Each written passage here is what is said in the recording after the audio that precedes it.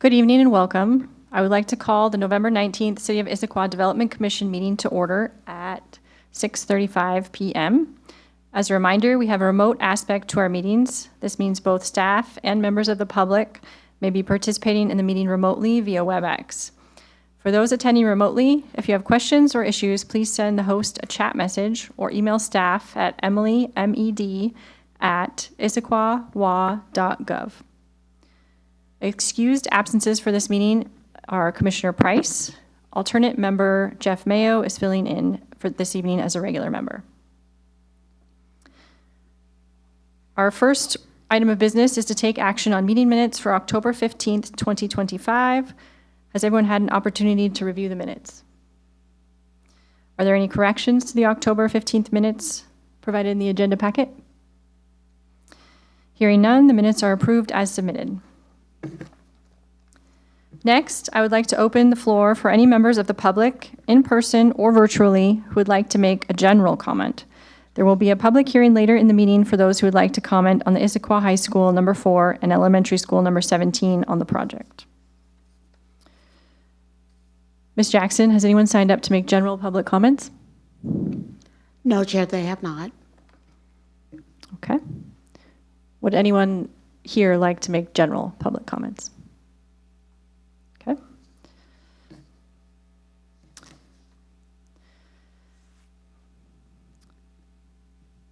Our first agenda item is pre-decision open record public hearing. The order of operation for this hearing will be as follows. First, the purpose of the public hearing, followed by our appearance of fairness doctrines. Then we'll open the public hearing with a staff presentation, followed by an applicant presentation, then open the floor for public comment. There will be opportunity for rebuttal by applicant, then staff, and then we will close the public hearing. That will be followed by commission deliberation, commission action, and vote, and concluding the agenda item. If for any reason the public hearing cannot be completed this evening, it may be continued at a specific date. This is the formal public hearing for the proposed major amendment to the master site plan and site development permit for Issaquah High School number 4 and Elementary School number 17. The purpose of this hearing is to solicit relevant public comment and facilitate the review, discussion, and decision on the application by the Development Commission. This is a quasi-judicial hearing. Emily, please proceed with our appearance of fairness disclosures. We can't hear the audio from the room online.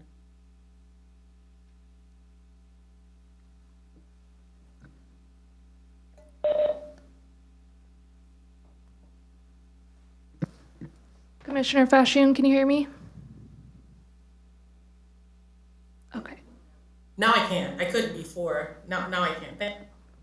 Perfect. Thanks for letting me know.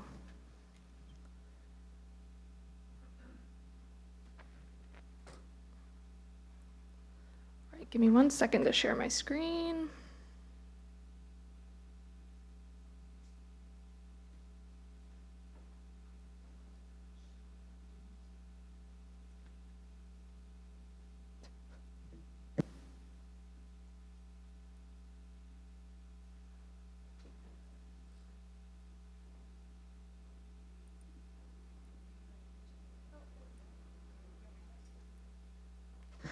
All right, starting with the appearance of fairness.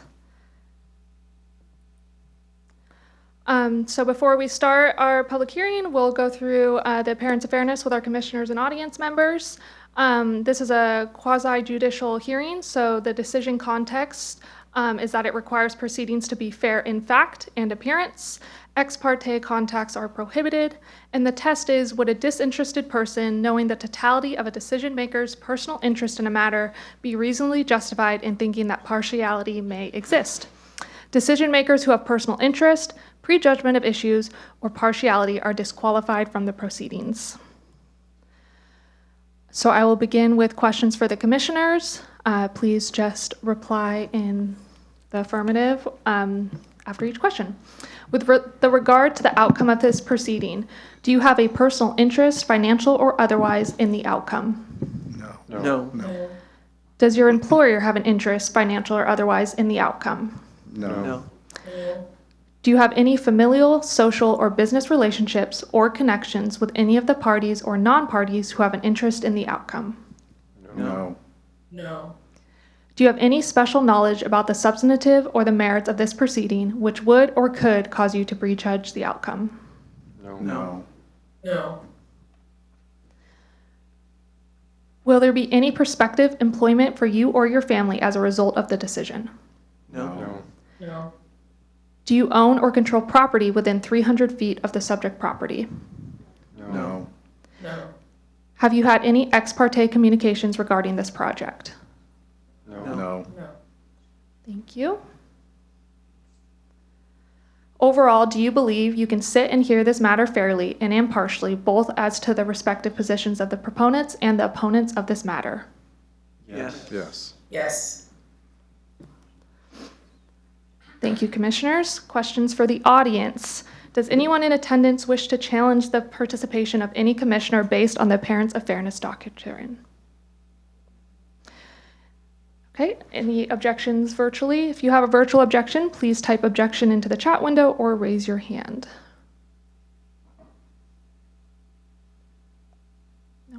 No. All right. Thank you. Now I open the public hearing at 6:40 p.m. First, we'll proceed with the staff presentation. Emily, I'll need to swear you in. Please state your name and position with the city for the record. Emily Medina, Senior Planner. Do you swear by oath or affirmation that the testimony you are about to provide is true? I do. Thank you. Please proceed. Thank you. So tonight we're here for our public hearing to hear about the Issaquah High School number 4 and Elementary School number 17 Master Site Plan and Site Development Permit Major Amendment. A little background on the context of the project. It is located at 4221 228th Avenue Southeast. It's zoned CFF, which is our Community Facilities Facility zoning, with a land use designation of community facilities, and it is in the Providence Point subarea. So going into the history of this permit, as we are here tonight to talk about an amendment to the original permit. So a site development permit and a master site plan, as well as multiple administrative adjustment of standards, were heard before a public hearing before the Development Commission, and then a decision was issued by City Council. It was approved with 52 land use conditions, which incorporated 82 SEPA mitigation measures, all of which still apply to the project today, even with the amendment. The original proposal was for a consolidated high school and elementary school campus. This includes many site amenities such as a stadium with track and field and grandstands, baseball and softball fields, tennis courts, outdoor learning space, playground, parking garage, and then the typical landscaping, circulation, utility improvements on site. So the process for the amendment. This procedure is reviewed under the current Issaquah Municipal Code. In the current Issaquah Municipal Code, there is no longer a master site plan permit. So amendments to my master site plan permits are combined with the criteria for site development permits. So only one amendment application is required, as the review criteria are the same. It is required to go through a major amendment process due to the change of the facade that's greater than 10% and changes that are inconsistent with what was originally approved. So that a major amendment requires a level 4 review, which requires a hearing and a decision by the Development Commission. The scope of this review is narrow. It is focused on the proposed changes and the compliance of those changes with the code.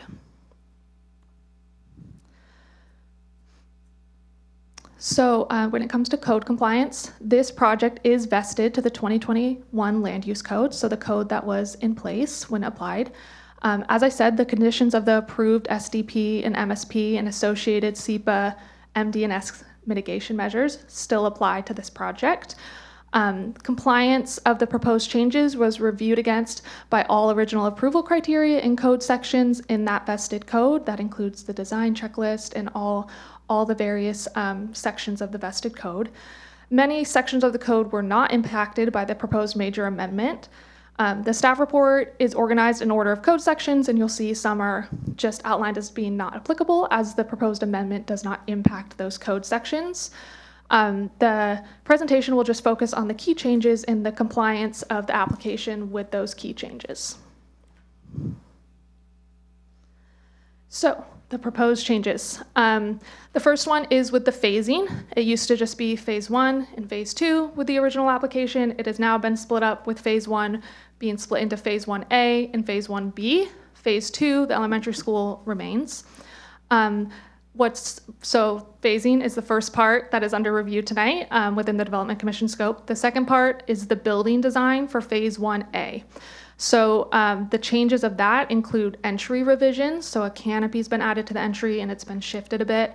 The loading dock and trash enclosure area has been relocated on the site. It used to be on the east side, and now it is on the west.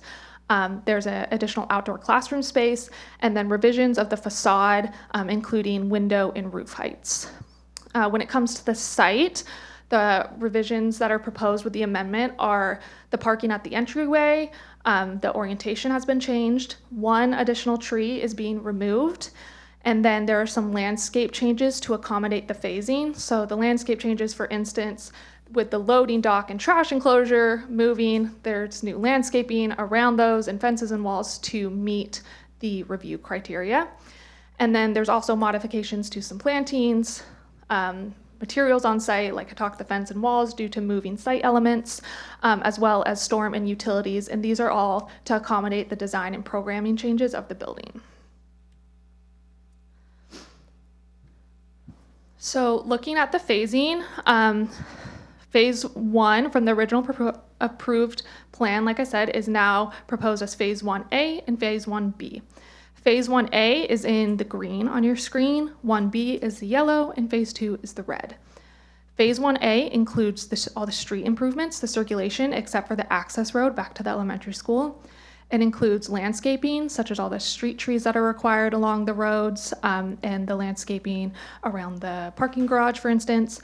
It includes building of the west wing of the high school, the track and field and bleachers, and a portion of the parking garage. You can see the southern portion is highlighted in green for phase 1A. Phase 1B will complete all the original phase 1 work, which includes the east wing of the high school, the remainder of the parking, baseball and softball fields, and all their associated walls. It will complete the stadium and the grandstands and the remaining site improvements. There's no change to phase 2, which is the elementary school. And then of note is that each phase must meet all code requirements. So we're not just assessing the end of phase 1B or the end of what was phase 1 that it meets code, that where phase 1A stops must also meet all code requirements. So one of the changes that I talked about was the parking. So highlighted here, the top circle is where parking changed from angled to parallel near the school entry. The parking structure, like we just saw on that schematic, is now split between 2 phases. One of the original approved AASs, it's AAS 210002, allows for shared parking for the stadium and the school.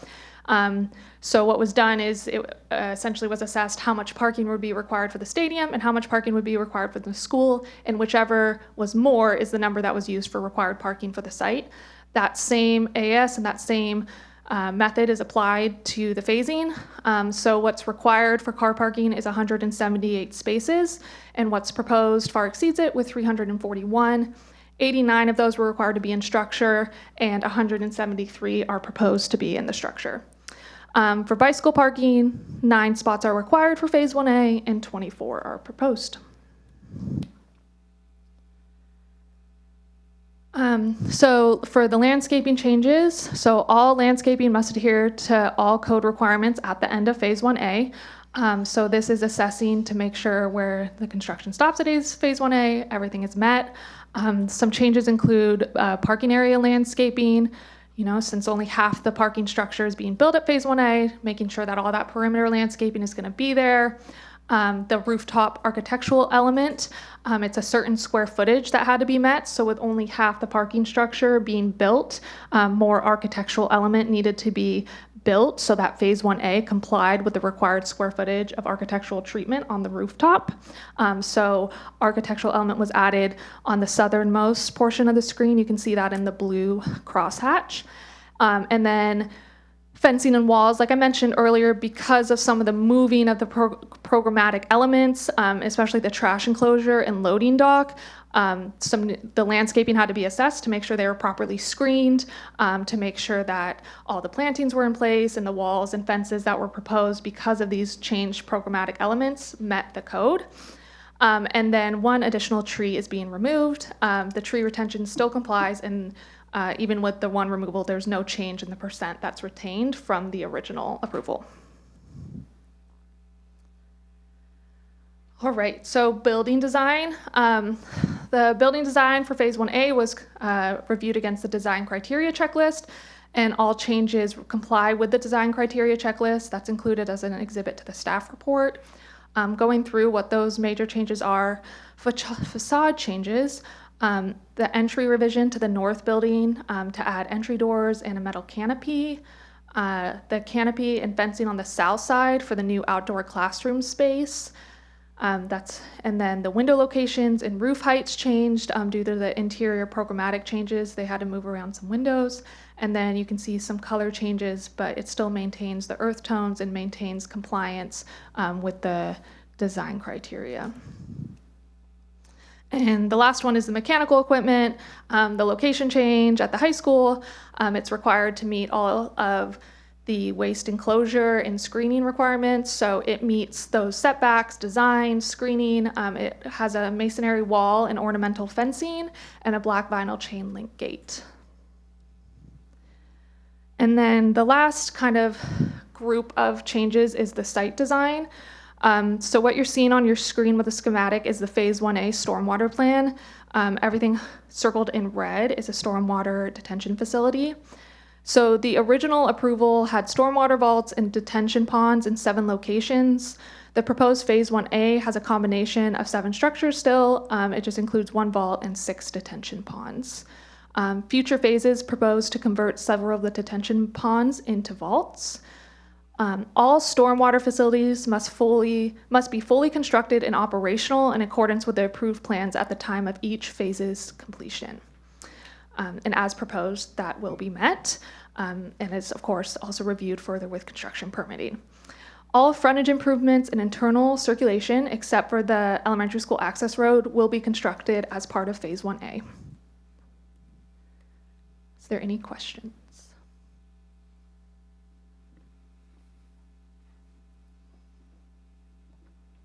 Richard? First, I wonder, how does the change in the phasing affect the overall project time frame? Do we know? I will let the applicant speak to that during their presentation, but the timing of the phasing is not a criteria that is evaluated against. Okay. So land use condition 42 says that financial security is required in lieu of providing the financial security. School district shall provide a letter of commitment identifying the scope of work to be completed and the time frame for completion. Is that correct? Correct. Okay, thanks. And I was curious about how many vaults will we have by the end of Phase 1, including 1A and 1B? Looks like 1A will have 1 vault, is that right? And at the end of first phase, how many underground vaults will we have, and how many detention ponds? Our city engineer is online, and I will let her answer the engineer-related questions. She'll provide far more accuracy than I would. Elaine, are you able to answer that question? So I guess you can repeat that question. You're asking how many vaults are going to be after Phase 1? Correct, correct. Both Yeah. the sub-phases A and B. So for Phase 1, the vault will be underneath the baseball field, underneath the football fields. And then for Phase B, the ponds that are up by the baseball fields will be converted to underground vaults when the baseball fields are built. Okay, so will that be 5 at that point? 5. there'll be 2 vaults, and then there's, I think, 4 or 5 ponds that are around the perimeter of the property. Okay, and the staff report refers to the clearing and grading beyond Phase 1 and subsequent Phase 1B area is necessary to serve the project due to site improvements such as stormwater and utilities. Can you speak to which necessary site improvements such as stormwater and utilities will be required in the elementary school area in Phase 1A? In other words, in Phase 1A, which of those improvements that will occur in the elementary school area are actually required for Phase 1A?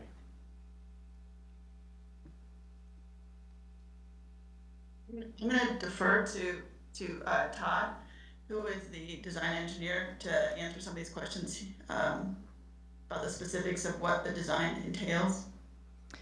Should we save some of these till after the applicant? Okay, that will wait then. presentation? Yeah, Yeah. I'll save that for the applicant. Thank you. Some of the more specific engineering ones, the applicant can Thanks, get that's into the it. technical details. Yeah, and I do have more, but I'm going to delay those, Chair, in the interest of time, if I am able to recall staff during deliberation. Thank you. Yeah, thank you. Now we'll proceed with the applicant. I'm sorry. Oh, sorry. Go ahead, Mel. It's okay. Question on condition 11, I think it was, had a requirement that if complete applications for future phases hadn't been filed by the time the high school building receives its temporary certificate of occupancy, no further extensions would be granted. So now we have 2 high schools. Is there a decision as to, would that mean that both phases of the high school are built, or just Phase 1A? Can you repeat the wording of the condition again? Which one you're referring to? It says, condition 11, if complete applications for construction permits for future phases have not been filed by the time the high school building receives its temporary certificate of occupancy, no further extensions shall be granted. So does that mean that So the know- building permit for the next phase needs to be submitted prior to TCO for the first phase. Yes.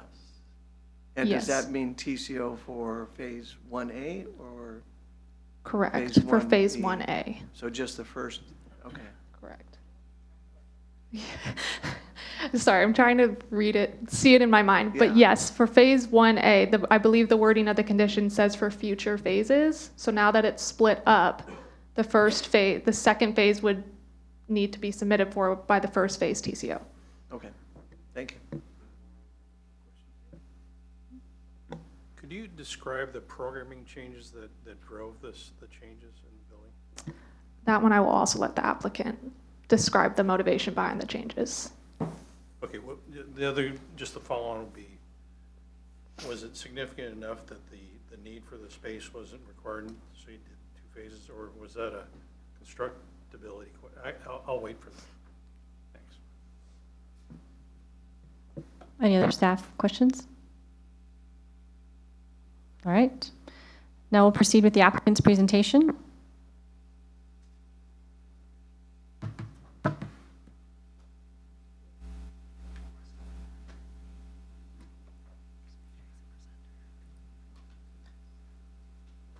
And before you begin, I'll need to swear you in. One second.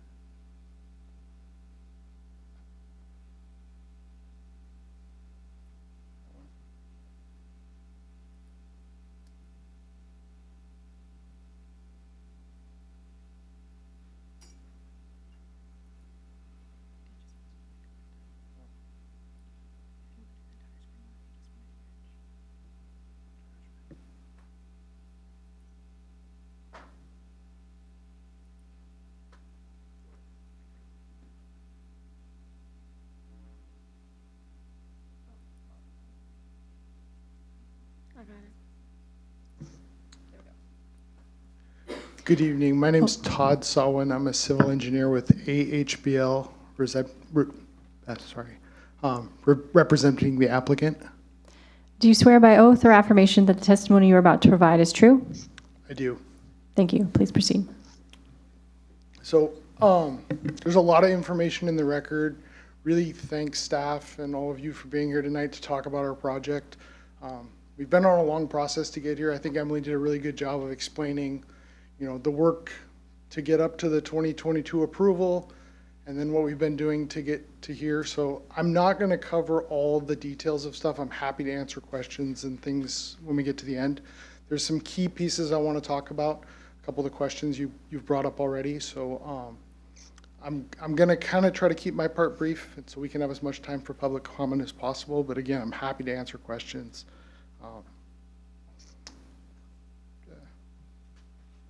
Okay, so the original amendment, Emily mentioned that we have a whole bunch of conditions on this project, and you guys have been referencing them kind of in discussions already. So we're not changing any of those. So the idea that we need to submit the next phase of building permit before we get TCO, the school district totally understands that idea.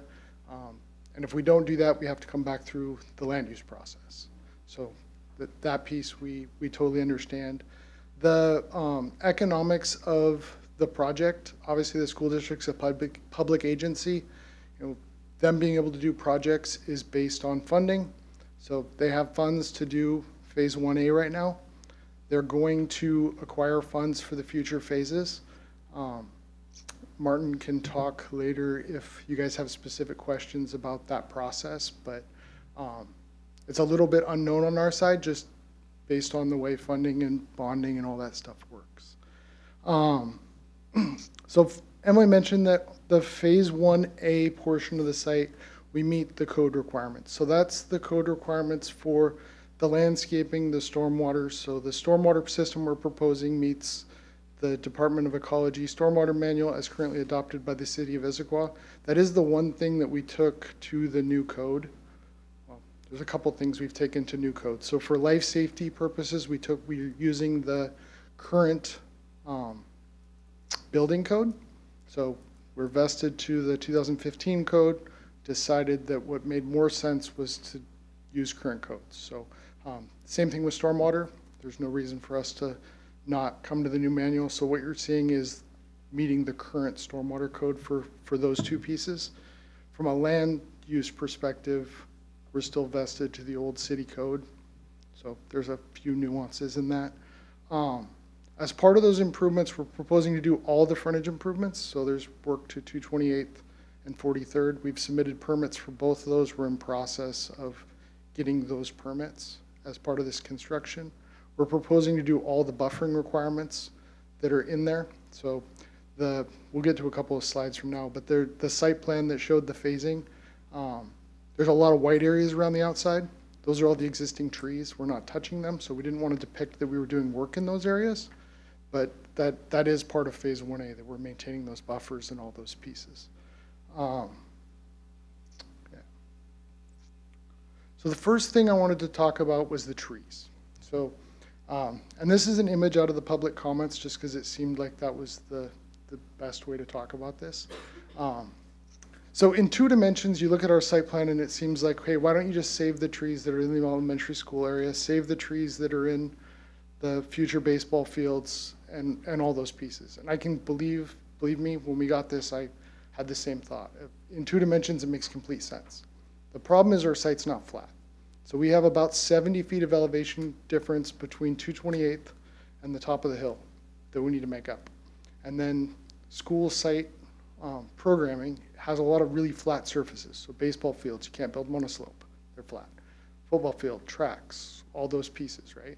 So we start taking those things into consideration, and we need to move the dirt, and we need to put the dirt somewhere. And our proposal from the beginning has been we're going to keep as much of the dirt as possible on this site. So if we don't cut down the trees as part of this phase, we need to haul off 150,000 yards of dirt. It's a really big number. It's really hard to comprehend. So I'm going to break that down just a little bit. So so that's 7,500 trucks and trailers coming in and out of the site to be able to do that. So 7,500 trucks leaving the site. So if we assume a truck leaves the site every 10 trips an hour, so which is really fast for them loading, but to make the math easy, that's what I used. It would take us 18 weeks of truck traffic down 228th, down 43rd, to wherever we're taking that dirt. And then there's the off-site issues of, where do we actually put it? How do we get rid of it? All those things. So from an environmental standpoint, it makes more sense to cut the trees down that were in the original approval, move that dirt on site.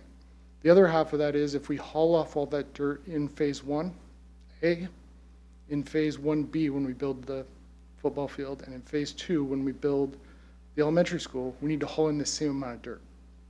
So from an environmental standpoint, it makes more sense to do the earthwork on our site, and that's why we've proposed removing the trees as part of this phase 1A. To illustrate that a little bit, so this is a cut and fill map of our site. So the blue areas are where we're filling, so kind of what you would expect, kind of the football field, or not the football, the elementary school, and the outfield of the baseball field is where we're filling, and we're cutting kind of from the center. So the site kind of slopes off, has a little ridge that runs down it. So we're cutting kind of from that center portion to create these flat surfaces off to the side.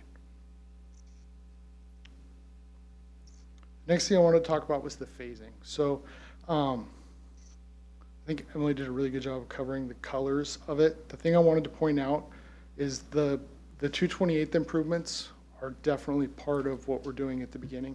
All the SEPA mitigation and things that we've proposed are happening at the beginning of the project. There is some temporary ponds and things that are being constructed. And the only reason they're temporary, so we could go put the vaults and those pieces in right now, but until you put the final surfacing on, you're not able to adjust all those things to final grade, and you're gonna have to touch them again. So from a cost standpoint, it doesn't make sense to put them underground and then have to touch them again and spend more money on them. In the documents, there's some unfortunate wording on my part. I call them above ground ponds, and I think you'll see that in some of the public comments. They're not above ground, they're open air, so it's a regular storm pond like you would see anywhere else in the city, but they're not above ground. It's just unfortunate on my part. So they're sized to meet the detention requirements for our site.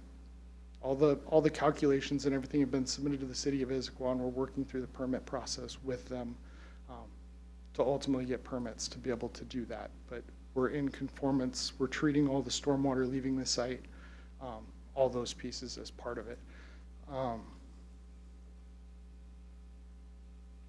The question about the vaults themselves, like the number of vaults. So there's actually 2 vaults in phase 1A. So there's one right down by the entryway, and there's one under the football field, and then you have the 6 others. There'll be 3 at the end of phase 1A and B. So the one under the baseball field gets turned into a vault. All the ones on the elementary school stay where they were. The next thing I want to talk about was the floor area ratio.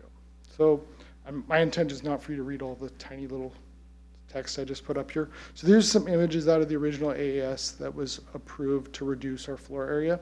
So as you can see from the map, the whole site was counted as part of that calculation. So we had to come up with areas that were being used for different things as part of the school program, community uses, those pieces, the building area against that.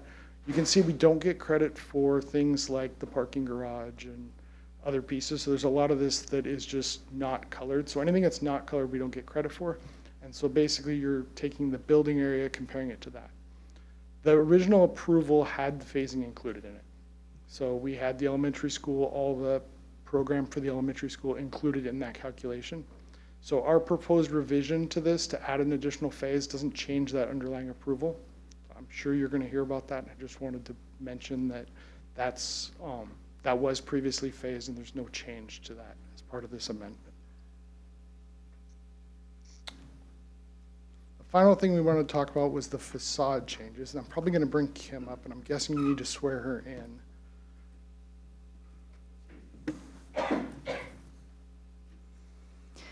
Please state your name for the record. I'm Kim Young. I'm an architect with Bassetti Architects. And do you swear by oath or affirmation that the testimony you are about to provide is true? I do. Thank you. So as Emily talked about earlier, we do have some facade changes. The first thing to know is that both Phase 1A and Phase 1B are within the previously approved footprint. So we're not expanding or contracting the building at all. It'll fit within the previous footprint. Also, we're not proposing any changes to materials. We are using the same materials, we're using the same patterning and proportions, the windows to materials are the same. The big change is that we have, again, as Emily mentioned, we have programmatic changes on the interior of the building, so windows have adjusted to work with those interior spaces. And in fact, we have more windows now because the west wing of the building was primarily athletic facilities, so the gymnasium, the auxiliary gymnasium, those spaces don't typically have a lot of windows. You don't want balls being thrown at a glass. But now we have learning spaces, so we were able to increase the windows. How do I?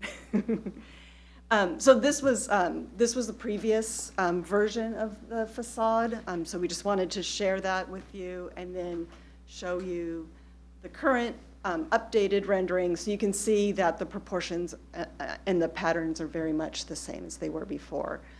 So the big changes that we've made are, we did have to shift over the main entry. It's still on the north facade like it was previously, but it was part of what is going to now be Phase 1B, so we had to move it over to Phase 1A. It still has a lot of glazing at the entry and big canopy, and that's what you see in this facade.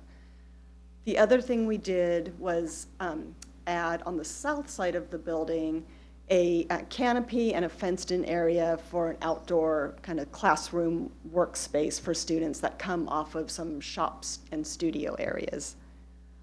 On the east side of the building, you didn't see that facade before of this phase because that was an interior wall. That's now an exterior wall in the temporary situation until the next phase is built. And that the commons and cafeteria are on the other side of that, so you'll see a lot of glazing there, as well as another canopy so students can go out during lunchtime and have their lunch. Eventually, that'll become an interior wall, and we'll just be, it's built like an exterior wall, but we'll be able to keep that in place.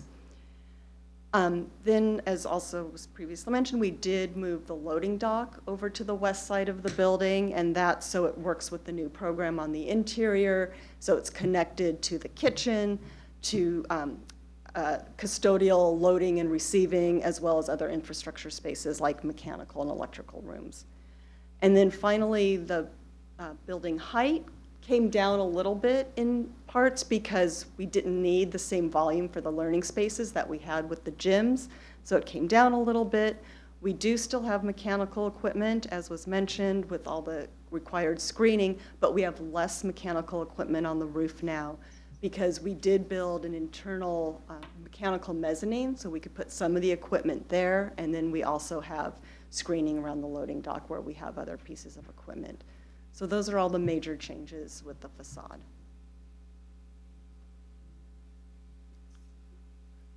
think with that, we're ready to answer any questions you guys have. Richard, do you want to continue?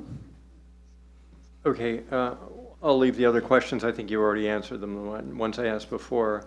Regarding the sheets A1 and A2, part of them are marked revisions and part are marked revisions 2. Can you explain the difference between that?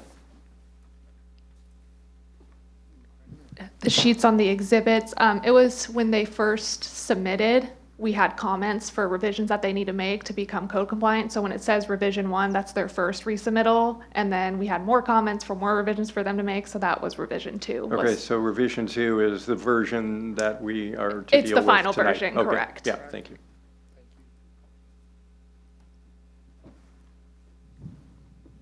Any other commissioners? Mel?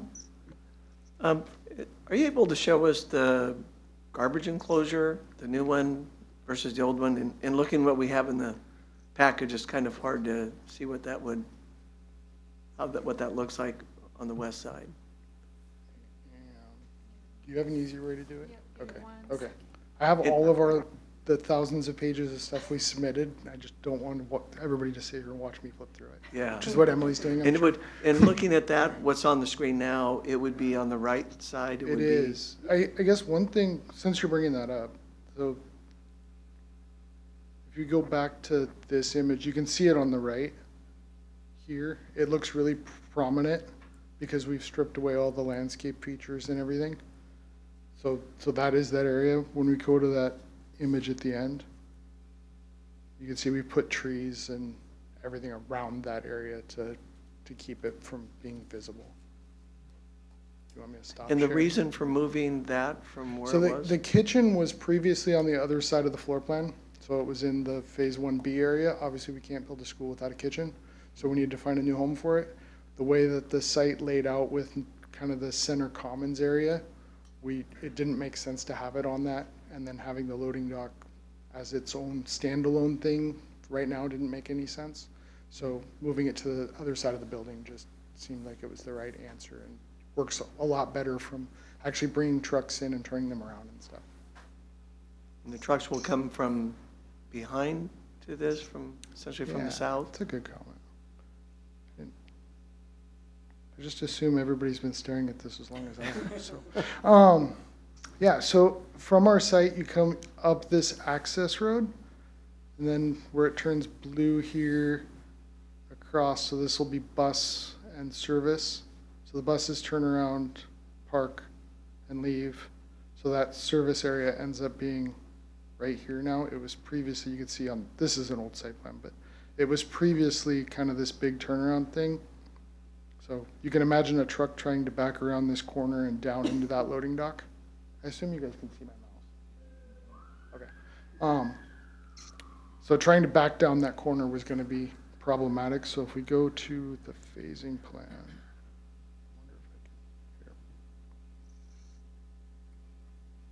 the hatching doesn't help, but basically it's this area is the loading dock. So the trucks will be able to turn around and just back straight into that area. So a lot simpler. Sorry, how did the trucks move in and out there? So they're gonna pull forward and back straight in. Then they'll have the option, we've run turning movements where they can just pull straight out this way, or they can come out, make the same loop the buses make around this island at the top, and then come Okay. back down the hill. So all that was plaza area before, it's now essentially kind of blocked off with the loading dock? Correct. Okay, thank you. I don't think we gave you one. I don't Sure. have a rendering of the enclosure, I only have a site plan. I think that answered my question. It's Yeah, 'cause probably it's all fenced off. Yeah, 10-foot it's probably masonry. worth noting. So the original approval, obviously, we had the elementary school as part of that approval. It had the loading dock right out front of the elementary school. So we've applied the same requirements that we used for that and the city's current code for screening. But that was part of the original approval. The loading dock for the elementary school, just for everybody's reference, is this area kind of right out in front of the elementary school. Thank you. Thank you, Chair. You see on the sheets, I think it's sheet C1 and probably others, there are portables in a new high school. I was wondering why, and do they disappear after 1A? I would love to tell you that's within our control. So it turns out in the state of Washington, if you do a building that has public funding and you want any money from the state whatsoever, you have to show future portables. So it's a state requirement to get funding that we need to have a location for those portables. The goal is obviously to have kids within the building and all those pieces, but based on funding and things, I'm not telling you they'll never be there, but the goal is obviously to get kids within the building. Michael? Yeah, so you talked about with the revised phasing for the project, that each phase will satisfy the requirements, landscaping requirements, drainage requirements, et cetera.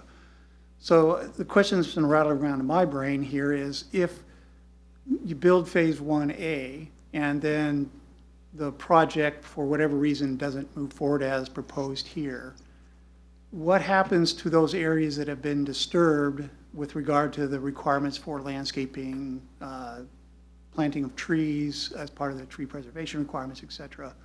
What's the plan? So there's a couple ways I could probably tell you this, but I'm going to tell you what kind of keeps me up at night about that. So the reality is we get temporary occupancy of the building. We're ready to open the school. There's no funding for the next phase. Then we lose our land use approval, right? Based on that condition 11 that you were mentioning. And we will be back in front of you with a new proposal to do something you've probably already reviewed within the Phase 1B area. And it just, unfortunately, the way the conditions are written and the city not having a master site plan approval process that spans large period of time. So historically, master site plans are used for projects that take 20 years to build.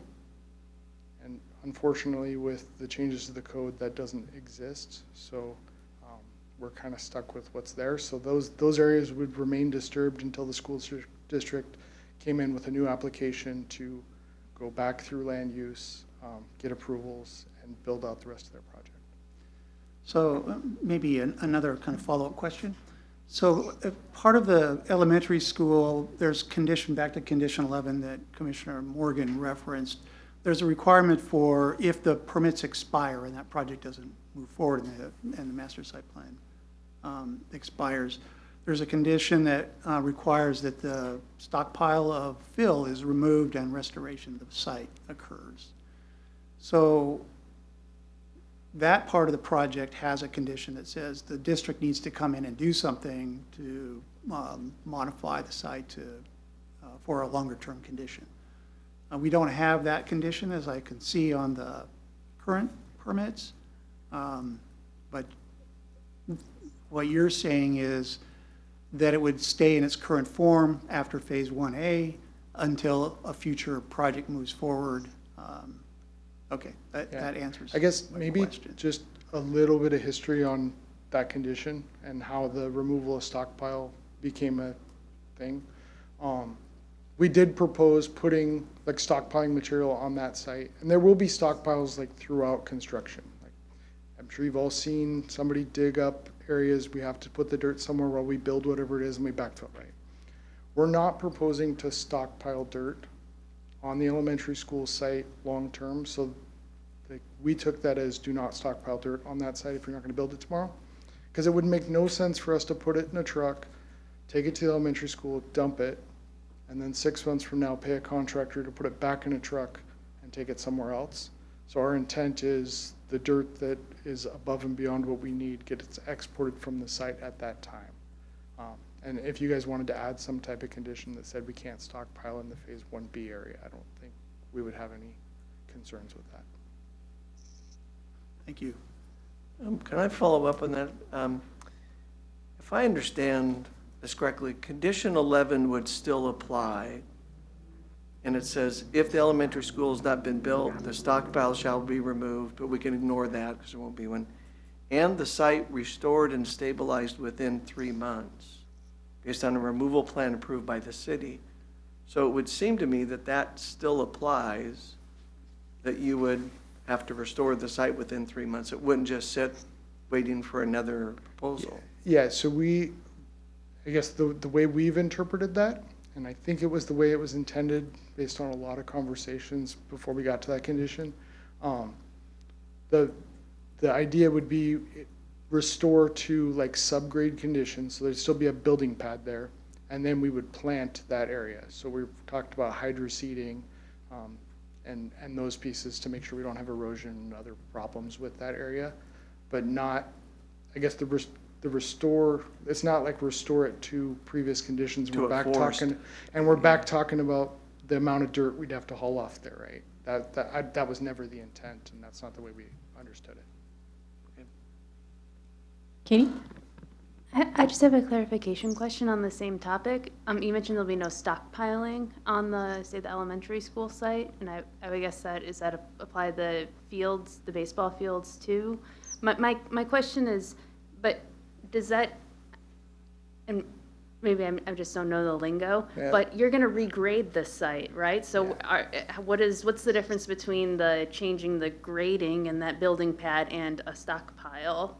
Yeah, that's great clarification. So when I say no stockpiling, I mean we're going to build it to subgrade. So we're going to bring the elevation up to what the future elevations need to be to build on that site. So the stockpiling would be us actually like creating a mound of dirt, covering it with plastic or hydro seeding or whatever, and you end up with, you know, little mountain of dirt on that site. That is not proposed. Does that clarify? The regrading would still happen to get to that subgrade elevation, correct? And as I mentioned before, we need to do that to avoid hauling a whole bunch of material and causing more traffic than I want to be a part of. So. John?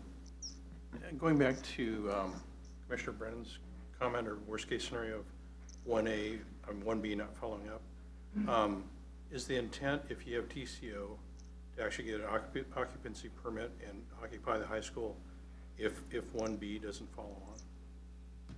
Yeah, I mean, the reality is for the school district, you're going to put the amount of effort it's going to take to get there, you're going to move into that school. And you're going to go back through the process if we can't get, you know, the next building permit. Because it's a little more complicated than that. So we need to submit for the building permit, and then building permits are only good for a certain amount of time, right? So there's got to be some fairly good idea that we're going to move into that next phase. And then kind of pivoting a little bit, back to my question on the programming, I guess it sounds like the programming changed significantly enough to cause this phasing to occur. And could you describe it a bit? Yeah, so there was that wing, there was gym, there was locker rooms, there was some classroom above it, but it was really those athletic uses that were there. If you're going to build part of a high school, probably doesn't make sense to build a gym and a locker room. So those were moved to they're going to be moved to the other wing. So basically we flipped the building. When we did that, you know, still needing to have the kitchen, all those pieces there necessitated moving the loading dock closer to the kitchen, because that's really, you know, most of your deliveries and things, that's where they're going.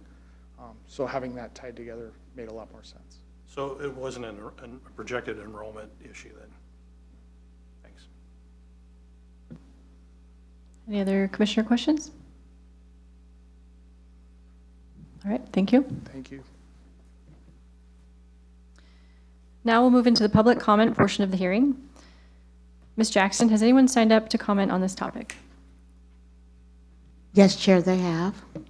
All right, those who are in person and signed up in advance to make comments will be called on first. If you are in the room and did not sign up, I will ask for other speakers before closing this portion of the meeting. If you are joining us by computer or smartphone and would like to make a comment, please raise your virtual hand. This varies by device. If you have questions, please send the host a chat message or email the staff at amandaj@issaquah.gov. For those making comments, please direct your comments to the Development Commission and not individuals. As a reminder, this is not a conversation. You may ask questions, but neither the commission nor the applicant are able to respond. For in-person attendees, please step up to the lectern. For meeting attendees participating virtually, when recognized, please unmute your microphone. When it is your turn to speak, state your name, speak clearly and pause frequently, and limit your comments to 3 minutes.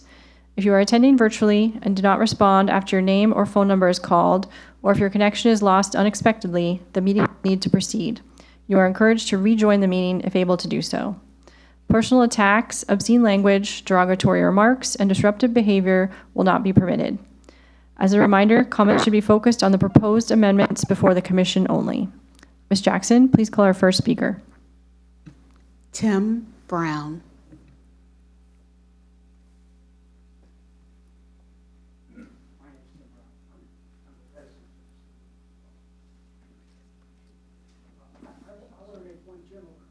I'm sorry, I want to get one general comment first. We keep talking about phase 1A and 1B. They're only talking about 1A here tonight. The chance of 1B happening, to me, is improbable. What encompassed 1A and 1B was what the two bond issues that failed. The last one didn't even get 50% of the vote. there's strong resistance in the Issaquah community to spend all the money on this school. I remind you to see yourself doing 1A, 1B when they talk about being temporary. Temporary could be forever. I have a different understanding in some respects. I guess my time is up. I thought that I just would point out that. Your time's not up. I beg your pardon? Your time's not up. They'll fix the clock. They'll fix it. What? Your time is not up. They will fix the clock. Oh, okay. Okay. I wonder how I lost a minute and a half. Yeah. I think the ISD again talks about installing temporary above-ground detention ponds and later constructing full stormwater compliance, as they say, that comply with professional standards. These do not fully comply with professional standards. The original plan was have major underground vaulting underneath the stadium with 2 small ponds. We've now flipped it, and we've got something where we're going to have major above-ground water. Then I'll point out that the ISD have a geothermal injury report in 6/17/21 prepared by Associated Earth Sciences. I quote, "Due to the lack of on-site receptor soil, on-site stormwater filtration is not recommended." Not is put in caps by them. The reissued SEPA of the MDNS, September 9, 2021, I quote again, "Note that on-site soil are not suitable for infiltration." The other question, when you actually look at that property, it's on the top of a hill, drainage both sides. This is not the city of Sammamish, but the bulk of at least 40% of the rainwater is going to go into Sammamish. It's a very steep hill right off of 228th is basically a road cut at the top of a ridge. The water goes directly into Laughing Jacobs Creek and in Sammamish. Sammamish has not been contacted by SSD. They talked about how important it is because they're talking about major changes in the roadway, but they're not including that in this proposal. People I know have spoke to the members of the City Council of Sammamish, and they are aghast at this thought. The city, also again, the City of Issaquah's code, they say it complies with code. Your time is up now. Do you have one last thought? I'll have one last thought. It said all stormwater detention and treatment must be provided in below-ground vaults. That's Issaquah code. Thank you. Our countdown clock isn't working, so we will just give you a 2 minutes left, 1 minute left warning. Dave Osmer.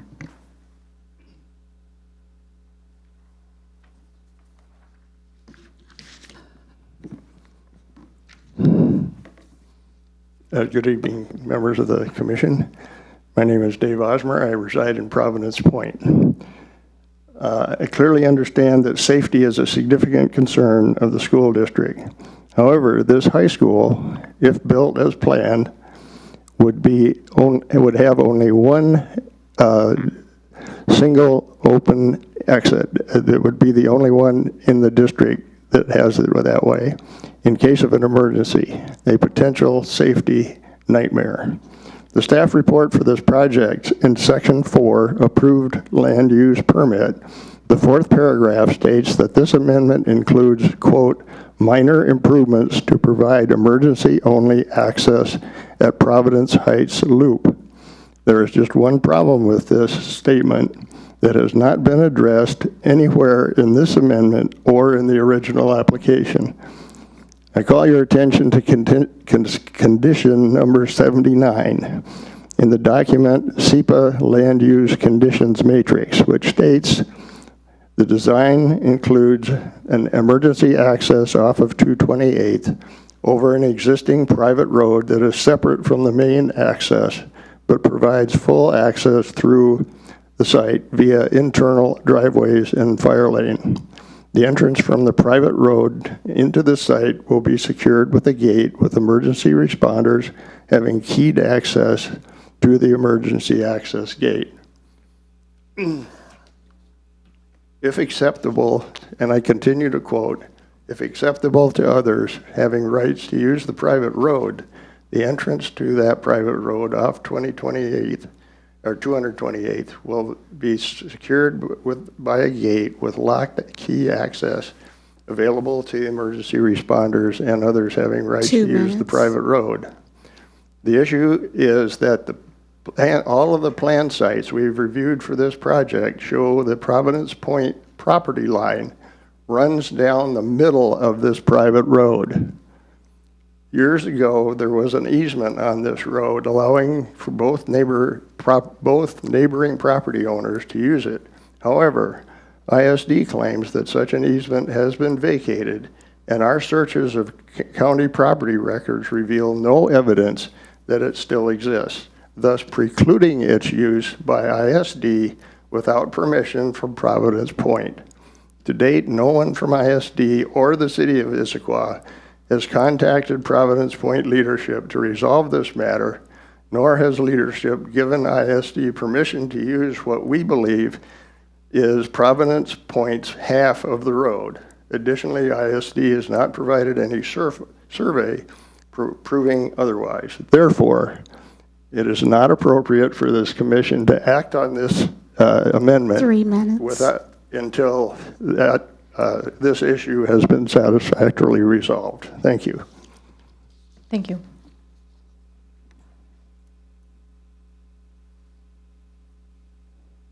Jay Sternoff.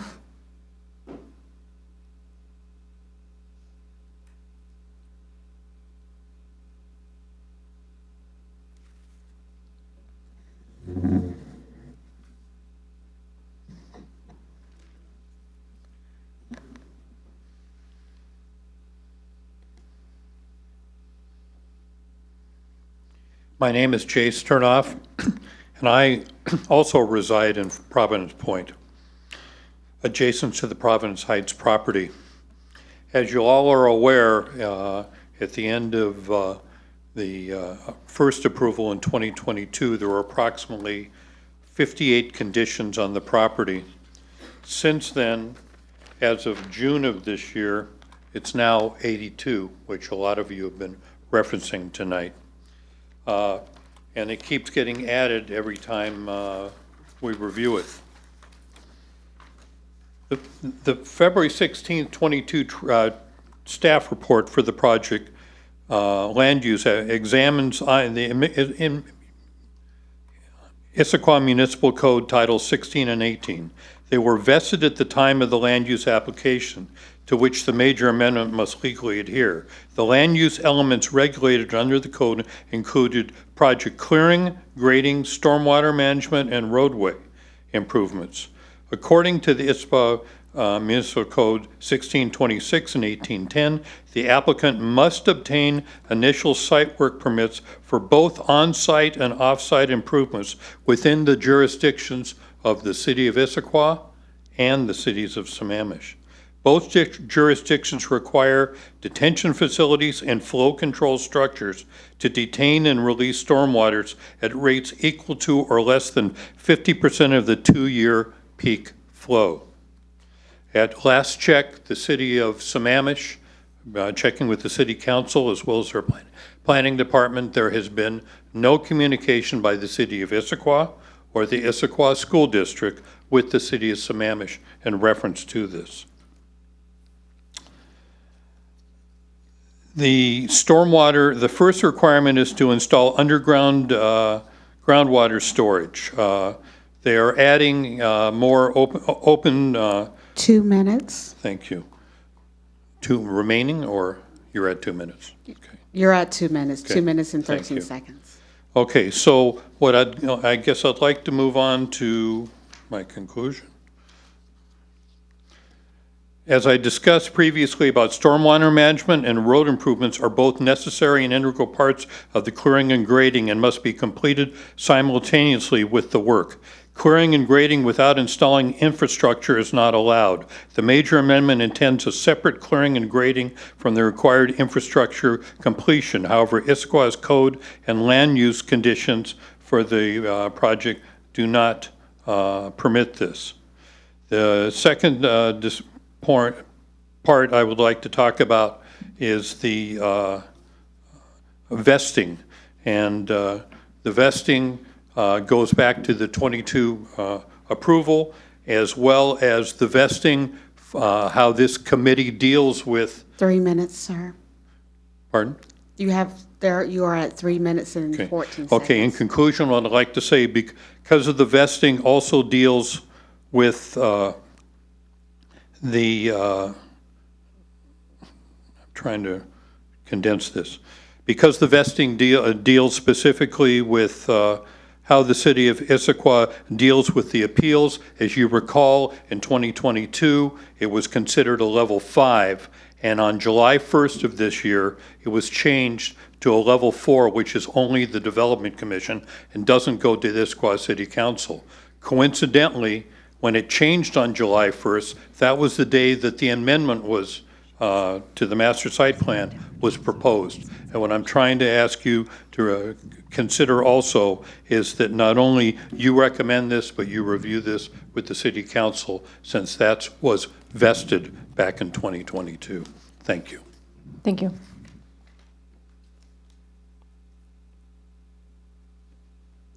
Rick Armbro, virtual. Yes, I'm here. Can you hear me? Yes, we can hear you. You can begin.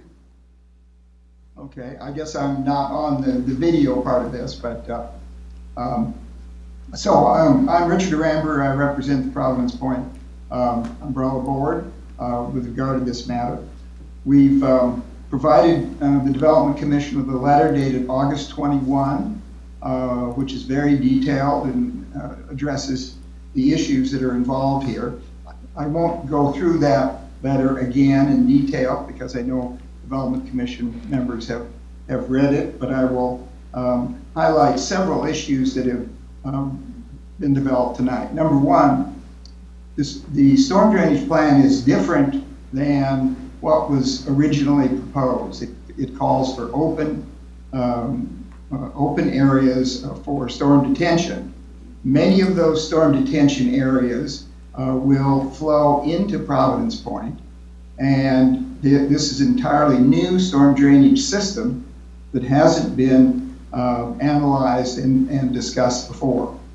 There needs to be a complete plan for drainage because all the water in these ponds will tend to flow out because it will not infiltrate into the ground. So that is a major defect with this project. Secondly, the 1A, 1B distinction does not recognize two fundamental facts. Number one, there is no funding for phase 1B at all. As identified, the funding for that project was rejected by the voters. Secondly, and as indicated in my letter, there is no basis in the city of the Issaquah capital facilities plan for phase 1B because there is not the enrollment projections to support it. The Development Commission needs to look at this project as one that will only include phase 1B. You have 1 minute. Phase 1B will not be happening and cannot be indicated as a future project. And I've indicated the importance that the city has over in its planning for the retention of forest areas, trees in the community. It is a very important issue to the city, and yet the Issaquah School District, setting, in my opinion, a bad example for its students, intends to mow down trees as a place to place soil. That's not an appropriate thing to do. There's other ways to deal with the soils that are there if indeed there is going to be a phase 1B, which seems to me to be entirely unlikely. So I have my letter in front of you, and if you have questions for me, I'm happy to answer them. I think I'm right about 3 minutes. Yes, sir, you are. Thank you.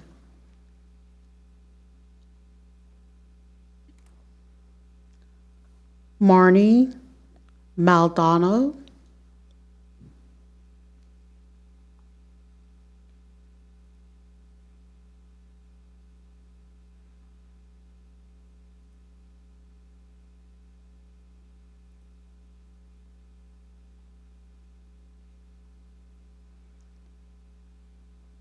Telephone number 425-220-3389. First name, Marnie.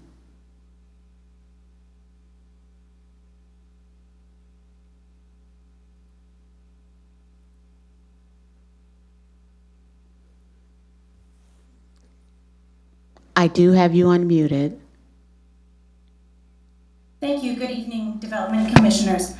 Thank you for the opportunity to speak this evening. I'm Marnie Maralda. I serve as an elected school director for the past 16 years, and I'm currently the Issaquah School Board President. I'm here to express our support for the proposed amendment to the previously approved land use permit for the new high school. I truly appreciate the time and diligence that this commission takes to protect our community while at the same time planning for growth. In 2015, 10 years ago, the Issaquah School District held a bond committee made up of staff, community members, parents, and students.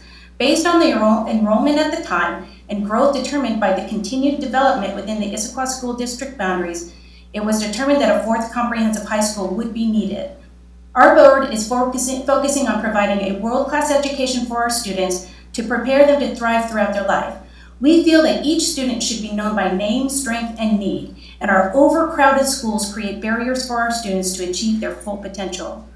Nearly a decade of legal battles delayed this project to the point that the entire Phase 1 project could not be completed.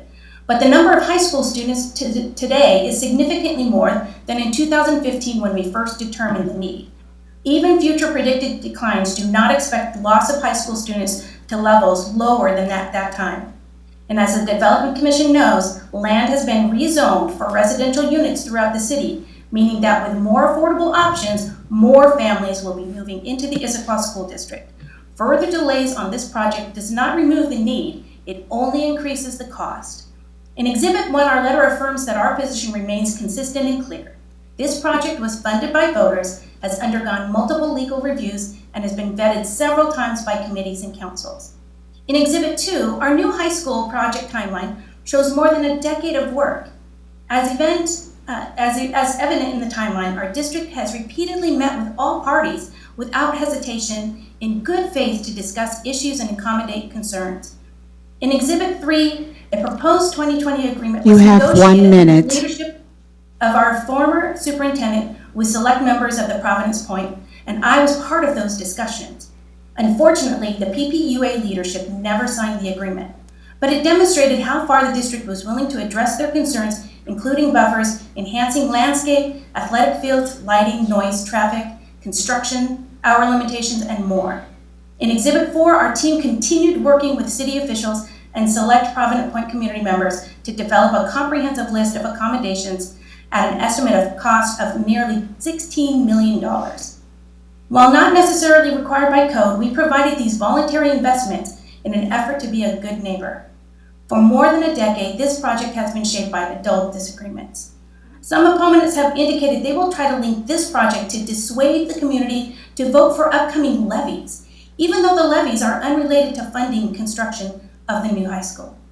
Meanwhile, students continue to attend overcrowded high schools, and future students will inherit the consequences if we continue to delay. You are at the 3-minute mark. Taxpayers more. I urge the Commission to approve the amendment as presented. Thank you. Carol Schmidt. Good evening. I'm Carol Schmidt, high school history teacher, Bellevue High, and Providence Point resident. Thank you for giving me this opportunity. Many in the Providence Point community have written and spoken to this commission, the City Council, the Issaquah School District, about the impact the school would have on our community, the environment, and traffic. It hasn't seemed to matter. We have had little recourse other than our vote. I'm convinced we made a difference in the results of the recent bond and levy defeats. It hurts me to say that because I am a teacher. I understand overcrowding. One of my classes has 37 kids in a room that comfortably seats 32. And as I said before, Bellevue High was built on the top of a hill with 2 major entrances, 2 minor entrances, and yet an hour after school gets out, I still can't get out of the parking lot because the parents are backed up all the way to Bellevue Way. It won't be any different here. The current plan for high school number 4 is only 1 major entrance. I am primarily here today because in the 5 years of my residency in Issaquah and taking part in this discussion on the school, I haven't seen a good survey study as to where these kids are. Shouldn't this guide the construction of the new school? Are they in Newcastle? Because they're busy trying to get into Newport High. Are they in May Valley, the Highlands, or off of Fall City Road? They're not in my neighborhood. Any students from these areas would just add to the traffic issues that they have to travel to the Providence Point location. There are very few students in our immediate area. And I want to refute what one recent candidate for office said to our community. She told us that neighborhood schools are great for property values. We are a 55 and over community. Our property values will not go up because the school is in our neighborhood. We don't sell our homes to young families. Who will I sell my unit to when it looks at a blacktop or a big mountain of dirt instead of the sound of frogs and trees? Now you can continue to ignore our entire community of voters and still approve this revision. I can't stop you. 1 minute remaining. The school district can begin building this school, and then at some point in the future, it's going to need money for this 1B. How do you expect us to vote? Please set up a commission to study where the kids are. What was once a cheap acquisition of land has to be costing everyone a lot more time and tax dollars. Thank you. Thank you. Erica Stevens.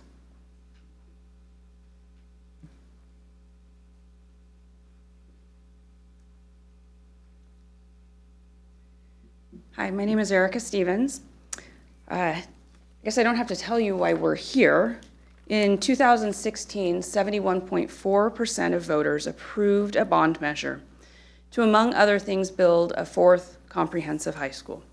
Following the identification and acquisition of suitable site, the district spent years in a legal battle over this site. During that time, costs increased, as costs tend to do, and with years of delays, the original estimates and original funds earmarked for this project are not sufficient. Had the building opened in 2023, as planned, we wouldn't be here tonight because it'd be open. Yet here we are. For context, I have served on Issaquah School District's Bond Advisory Committee in 2011, again in 2015 for the 2016 bond, and levy advisory committees in 2021 and 2025. I am currently serving on the Capital Projects Oversight Committee. I have 2 children. One graduated from Issaquah High School in 2024, a year after the new high school should have opened, and one is a sophomore at Issaquah. Who knows if she would have been at IHS or the new school, as our family is nearly equidistant from Issaquah High School, Skyline, and the new site. Issaquah wasn't built for 2,500 students. In fact, in 2016, when the bond passed, IHS had only 2,200 students. It has increased by 14% in that time. Some might question why build a new high school if you can't build a full comprehensive high school. Tell that to my daughter, who's been on crutches for the last 6 weeks and has to go out to the portables in the rain. If you're not familiar with Issaquah High School, the portables are on the other side of the sports fields. These classrooms are on the edge of campus, just past the trailhead to Poo-Poo Point. You have 1 minute. Approximately 650 feet, the length of 2 football fields from the main building. Tell that to kids who eat lunch in their cars rather than sitting on the floor in the lunchroom because there's not enough room in the commons. That was my son. Tell that to kids who are trying to navigate crowded halls and get to class on time. My daughter has to be excused early from Spanish just so that she can get from the portables back to the main building to her next class on time. In the same way that the city of Issaquah wants to be a good steward of taxpayer money, ISD has the same obligation, and it's one the district takes seriously. This is part of the reason for establishing the Capital Projects Oversight Committee. It provides another set of eyes on these projects and the spending. We, the school district, the city of Issaquah, and the broader community have been talking about this project with this piece of land for at least 8 years. There's not another parcel of suitable land within the urban growth area. Please keep in mind that your actions, your decisions affect more than just the city of Issaquah. They affect everyone who lives in the Issaquah School District. 3 minutes. After 8 years of discussion, applications, studies, etc., I urge you to approve the amendment to the existing permit. Thank you. Thank you. Roy Kress.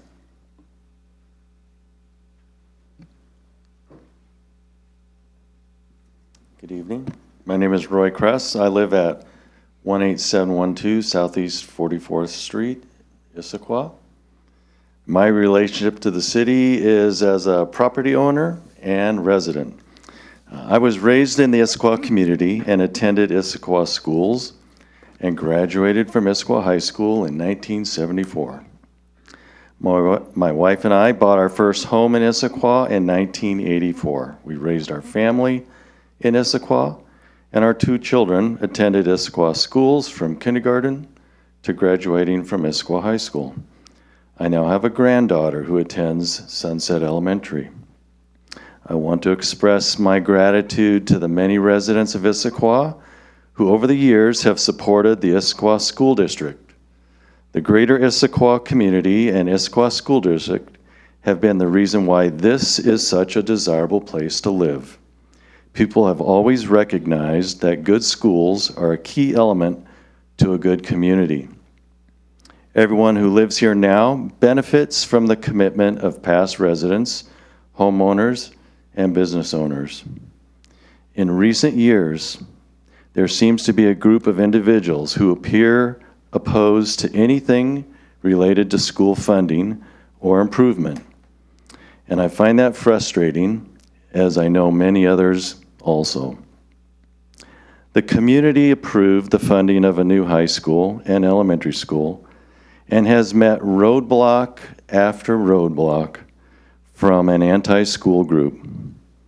It's time to let the district move ahead and build the new school, even in its scaled down size because of all the delays caused by this anti-schools group. Those of us who have lived here for many years, even decades, want our Issaquah community and schools to be as good for our current and future residents and students as it has been for us. Thank you. Chair, that is all of the people that have signed up, both virtually and online, but there is someone online that has a comment that has not signed up. Okay.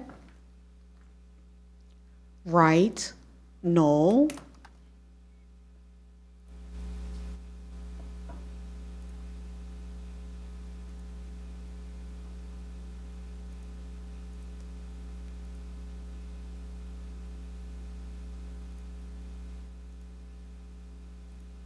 There we go. I think you can hear me now. Yes. Thank you. My name is Wright Noel. I own a business that is for approximately 20 years in Issaquah, Carson Noel Law Firm. I have 5 kids, all of which have gone through the Issaquah School District. And I think there's a couple things that are at least important to me as I think about this. One is, well, what this hearing is about is whether it complies with the code. And I've just been completely impressed with what the school has done in looking at trying to limit the damage, environmental impact, looking at the number of trips that would have to be taken by trucks, and minimizing the flow of traffic that's going to go by Providence Point in that process. So I really think the school district deserves some credit for what it's done. Also, as I read those plans relating to water runoff, it seems to me that the water runoff has not changed. It's still going in the same place. And the underground storage versus the above ground, not above ground, but the ponds has not changed the flow of water. And so that seems to be a kind of red herring in this. The other red herring I think that's important to recognize is that the vote that they're talking about that voted against the school, that is not a good read of that vote. The people that are now saying, well, the opposition to the last bond actively campaigned for a smaller high school and said that the other high school, the high school that was planned was too big, that they would be for a smaller high school. And so a no vote very well could be and seems to have been a vote for this smaller high school. And so it's a bit frustrating that campaign against the bond for a smaller high school, then they have a smaller high school and they're saying the bond was something different than the voting was something different. So I appreciate what the school district has done. 1 minute. Thank you for the time and effort you guys have put in. And I'd encourage you to approve the plan and let this move forward. Thank you. Thank you. We are done with virtual comments. Is there anyone else present who would like to speak? All right. Thank you. Does the applicant have any rebuttal to the comments?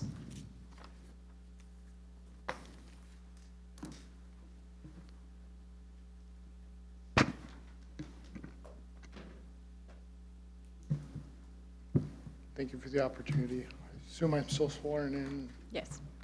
Thank you.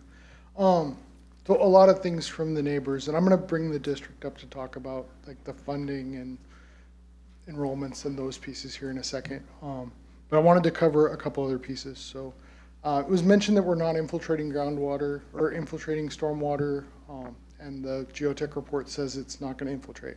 It's never been our proposal. We're detaining stormwater and releasing it at the historic conditions. Okay? So we're taking it back to forested conditions. That includes the portion of the site that was already developed. So there used to be a church on the site. There's a huge parking lot up at the top of the hill. All that area goes back to forested conditions for our pond sizing. The next thing I want to talk about, the EVA access and us needing to work through that process. So the easement was created in 1979. The property has underwent a number of changes. So actually the church at one time owned part of the Providence Point area, like part of their subdivision. So that road was internal to them. As they started selling pieces that changed, they had 3 different deeds throughout 1979 where they made changes to that. Turns out at that time we didn't have real great record keeping. And so they relinquished part of and intended to bring them back, and the title is not super clear. So what we believe is that the intent was to keep the 30-foot easement for both parties. So the school district has rights to that road, Providence Point has rights to that road. We've submitted a memo, it's in the record from the original time this came up, that outlines that, but the city staff has agreed with us as part of the original permit application back in 2022. The next part, the clear and grade plans, there was a comment about the clear and grade plans needing to have, you couldn't just do clear and grading without anything else. So, we did submit a clear and grade permit that included the stormwater improvements. So we've broken our project from, if we get into the phasing portion, so not trying to make this super complicated, but from a construction standpoint, we have phasing within that of we're going to have a site development permit. So we have 2 site development permits. One that allows us to do the clearing, the grading, stormwater improvements, get up to subgrade. And then we have a second permit, which has all the surface features of asphalt, sidewalks, all those pieces. And we separated those apart so that 4 years ago, we could get ahead of that process, pull permits and start moving dirt. If we would have known how this was going to go, we probably would have combined those. But at this point, we have 2 permits, and that's what we're moving forward with. Our intent is to build stormwater improvements as we're moving dirt. So we have 2 requirements for stormwater on this site. We we obviously have the ultimate one you guys have seen plans for of, we're building underground vaults, we're doing temporary ponds, we're doing ponds on the elementary school site. The second part of that is in erosion control. So as you move dirt, we have the chance of sediment getting into stormwater, running off site. So we'll have temporary sediment ponds, baker tanks, pumps, all those things to collect the stormwater, treat it prior to discharge during construction, and then as soon as the areas are brought to grade, we'll build the actual final stormwater facility. So it's two different requirements on that specific issue that's part of the stormwater code. I just wanted to mention that we are meeting both of them. The final piece was the stormwater discharge. So while we have temporary ponds, they're in the location of the final facilities. So there isn't a big bait and switch of we had one thing and we're going to something else. In the original approval, we had a big detention system under the baseball field. We have a pond under the baseball field. We had multiple facilities under the elementary school. We still have those facilities. We had a large facility under the football field. Still have that facility. The other thing that should be noted is we're building the discharge from those ultimate systems as part of phase 1A. So all the pipes under the road and things, those temporary ponds are still discharging to the ultimate location. So we're still matching the basins of the water that goes to Laughing Jacobs Creek, still going to Laughing Jacobs Creek. The water that goes out to 43rd still goes out to 43rd. In the existing condition, there's some water that naturally went to Providence Point based on discussions the first time around. Their downstream and the 43rd downstream come back together within a quarter mile. They're considered one basin, and it was determined that it was better to take the water down 43rd and around Providence Point instead of through their site based on the number of comments we got. So we are still proposing to do that. So the water from the elementary school that was proposed to go down 43rd in the original approval, that's still happening. So we have a very deep pipe that runs all the way out to 43rd and then down 43rd as part of our proposal.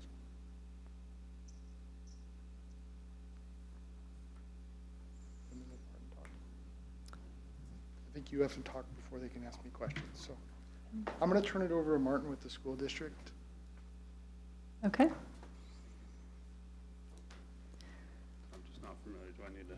Yeah, please state your name for the record. Yeah, my name is Martin Turney. I'm Chief of Finance and Operations for the school district. Do you swear by oath or affirmation that the testimony you're about to provide is true? I do.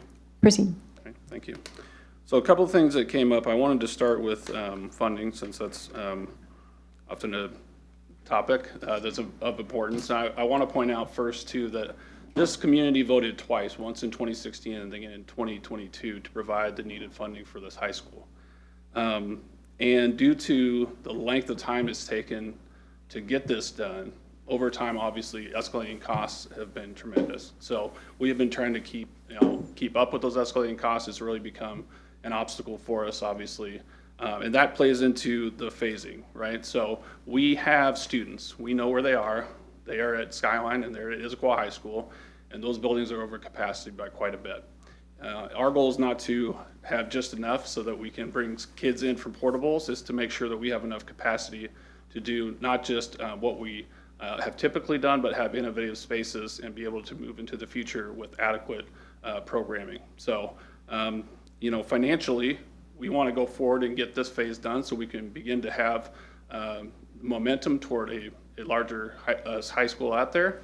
And we know that even if we're going to see some softening in high school enrollment in the near future, we know that growth is on the horizon a little further out. And in the meantime, as was pointed out by Director Meraldo, those numbers are not projected to go down to a level that would mean that we would have adequate capacity for how we want to serve our students. So, thank you. Thank you. Does staff have any rebuttal to the comment?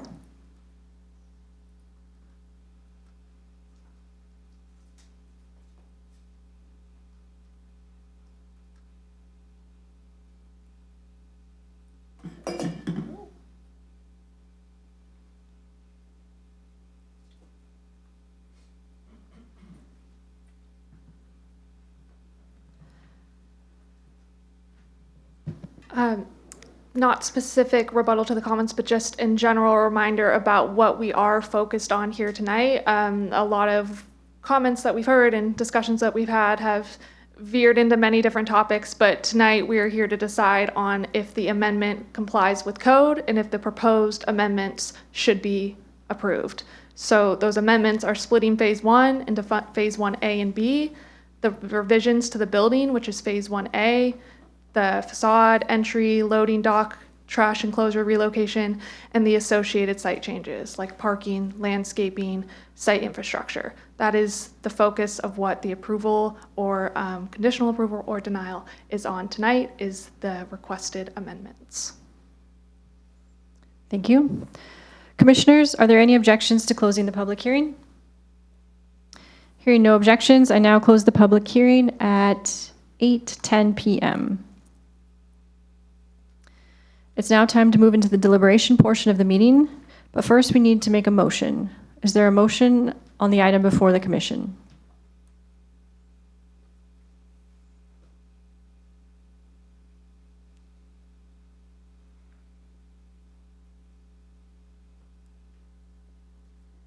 Michael? Thank you, Chair. I move the Development Commission approve the major amendments to the site development permit and master site plan known as Issaquah High School number 4 and Elementary School number 17, MSPA 25-00003, as described and evaluated in the staff report dated November 4th, 2025, and exhibits 1 through 13, subject to the conditions therein and as amended tonight.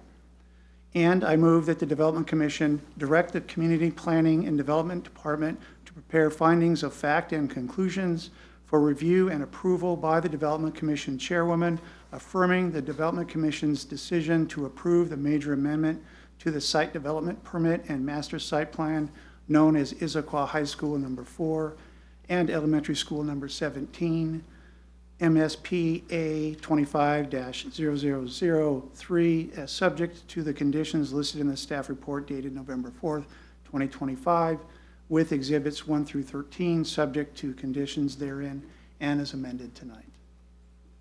Second? Thank you. And now is there commission discussion or any amendments? Michael? I am still kind of pondering the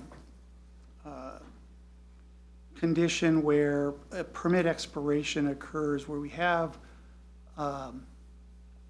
mass clearing and grading and removal of significant trees on the site, and a condition under the master development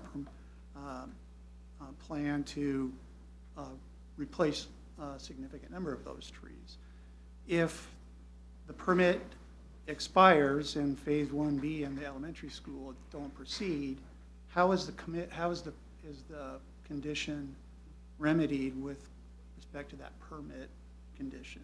Meaning planting of the additional trees to offset those that were removed during the mass clearing and grading. So I'm still a bit perplexed by how that occurs if we have an expiration of the permit without a condition that says some form of restoration needs to happen if the site's going to be, if mass clearing and grading happens at the beginning here in phase 1A for the entire project.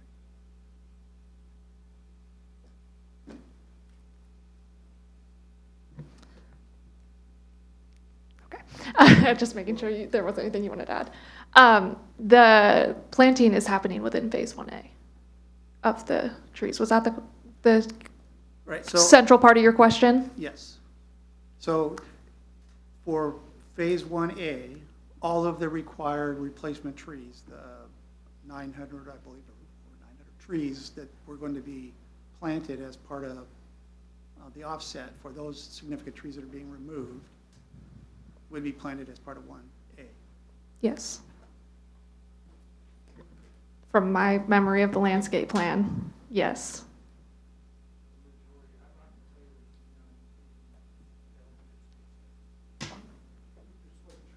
Oh, yes. We'll share the podium to answer.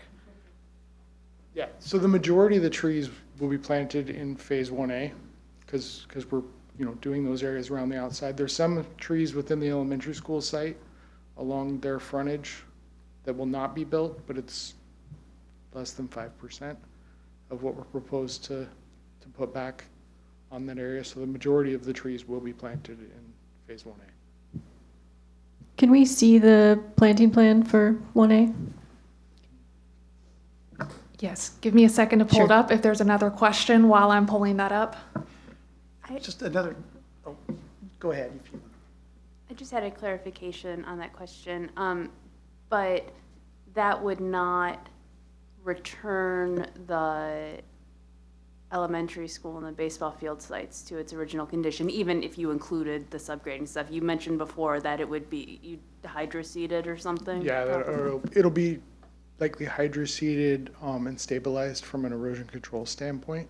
But yeah, not replanting it with trees that we're gonna have to get a permit to cut down to build the elementary school. So another somewhat related question. So the storm water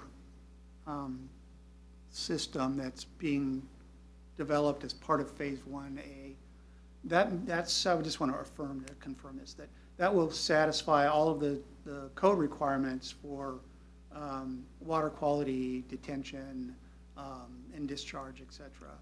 And if it had to exist for years beyond what's anticipated here, if this went ahead as the school district hopes it does with phase 1B proceeding, it would still satisfy those requirements. It's not a temporary condition, it would meet the permanent condition of water quality and detention. Yeah, that's 100% correct. So there's 9 minimum requirements for stormwater that we need to meet as part of that manual. So our proposal meets all 9. I'm not going to bore you with going through them all. Obviously, water quality and flow control are kind of the 2 big ones. And so we're meeting both those. Those ponds will function.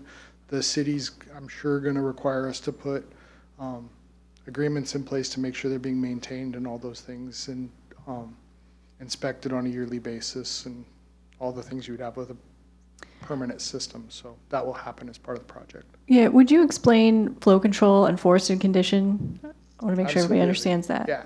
So probably the easiest way to describe this is if so we have an allowed release rate. So if you had the amount of water that comes off a site in a forested condition, and then you took that and compared that to a parking lot. Okay, so you're gonna have a lot more water running off from the parking lot condition because you don't have the ground taking soils, you don't have the trees taking up the water, all those pieces, right? So the way the stormwater manual is set up, and so we run a somewhat complicated model that's called Western Washington Hydraulic Model. And so what we do is we say, okay, we're allowed to release at this rate, right? And so for us, there's a whole bunch of different ways to get there, but for our site, we're going back to forested. So as soon as we disturb the parking lot that I was telling you was there, we're required to take it back to forested conditions. So we come up with a release rate from our site based on that. And then we build a bucket to take all the water that's coming that's above that, right? And we're metering out of that bucket. So if you take a garden hose out of a bucket and let the river run into it, that's kind of what we're doing. And then you size the bucket big enough to take your storm event. So we're running up to, a 100-year storm event, holding it on site and releasing it at a slower rate. It's a little more complicated than that because you can imagine as it rains harder, you're discharging more water. So there's a whole bunch of orifices and things in there that we're doing to release at different rates. But it's really trying to mimic what's happening in the existing condition. That makes sense? Yep. Thank you. As far as the trees, apologies, Commissioner Brennan, I misremembered the landscape. So they're not planting all the trees, but all the trees that are required to meet code. So there's the landscaping and the tree retention and tree density meets code at the end of phase 1A, even if they're not planting all the planned trees as part of phase 1A, because as the applicant stated, some will be planted as part of the elementary school, and you can see on the phasing plan here. Richard? Still on the stormwater, before we get too far away from them, I'm still having trouble with this SEPA condition 14. It says to comply with City of Issaquah code requirements to maximize the usable areas of the site. All stormwater detention and treatment will be provided below ground in vaults, tanks, and other proprietary systems. And in the SEPA matrix, that's marked yes for phase 1A. I wonder, how do you see that, those two being consistent? Does it have to do with the proprietary systems in phase 1A would satisfy that, and that's why it's marked yes for phase 1A? No, and so in my opinion, so we're trying to maximize usable space, right? So if we're not using that space, providing an above-ground system still meets that, not above ground, I'm gonna stop using that word. An open-air stormwater system meets the intent of that. So we're not taking area, we would love to put it underground and build the baseball field, like, as you heard Martin talk about. But just cost-wise, it doesn't make sense to do that for something we're not gonna build right now. So that's our intent, is that we've met that because we're not actually building over that area. Long-term we will, phase 1B, that's the intent, put it underground and do that. The original plans had the same condition on the elementary school. We had ponds proposed there, and they were agreed to as part of the original piece. So I don't think that's inconsistent with the recommendations of staff. Okay, and before you go away, there were concerns expressed regarding communication with City of Sammamish regarding the requirements in that area. And I think that staff report and possibly the project overview said that negotiations were underway with City of Sammamish regarding this project. Could you clarify that a little bit? What's going on behind the scenes that we are not aware of? Absolutely. Yeah, so our frontage is in, our traffic goes to 228th. The easement or the city boundary is our property line along that area. So our improvements in 228th need approval from the city of Issaquah. We've been through 3 rounds of comment revisions with the city of Issaquah. They've commented on stormwater, traffic, turning movements, queuing lengths, discharge of water. There's an existing, it was mentioned that the water runs kind of, we're going to discharge the water and it's going to run down the hill. So there's an existing ditch on the other side that runs kind of through some neighborhoods and down and ultimately goes to Laughing Jacobs Creek. So they had improvements they wanted to that.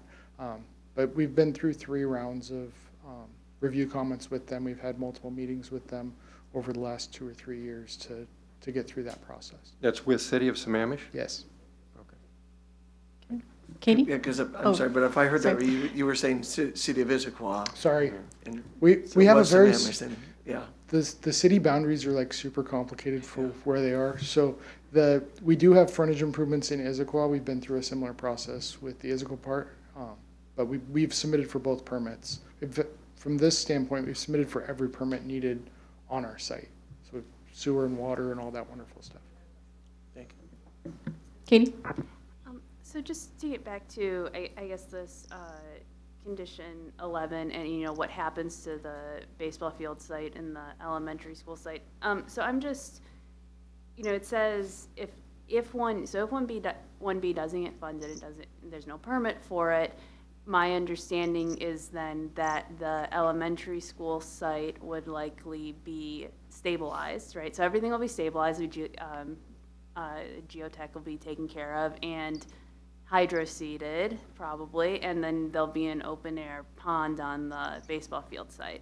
And the outside of that would all be hydro-seeded, like Hydro- same condition. okay. Like all the areas we're not building on are going to be hydro-seeded or stabilized in some way.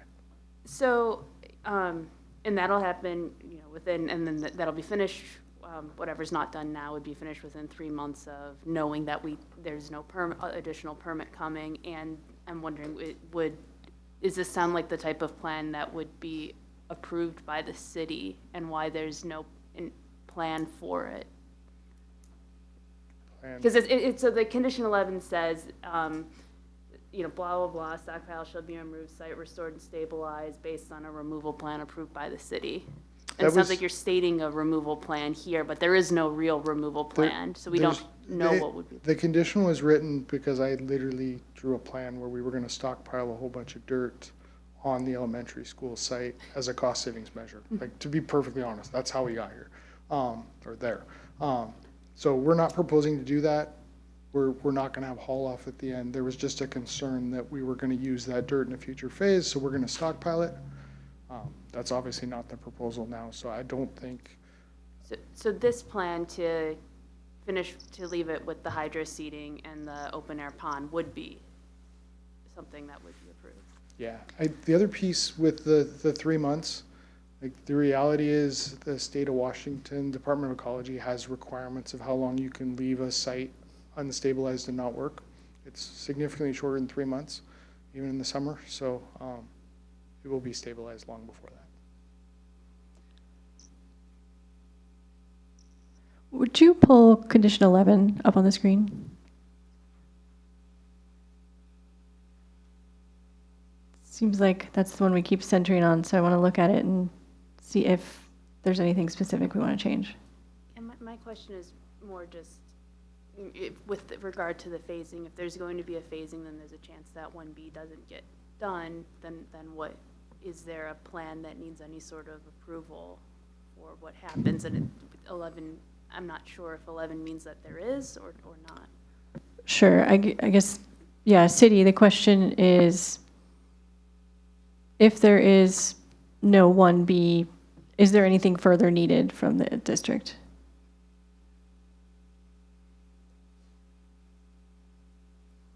Is that what you're looking for?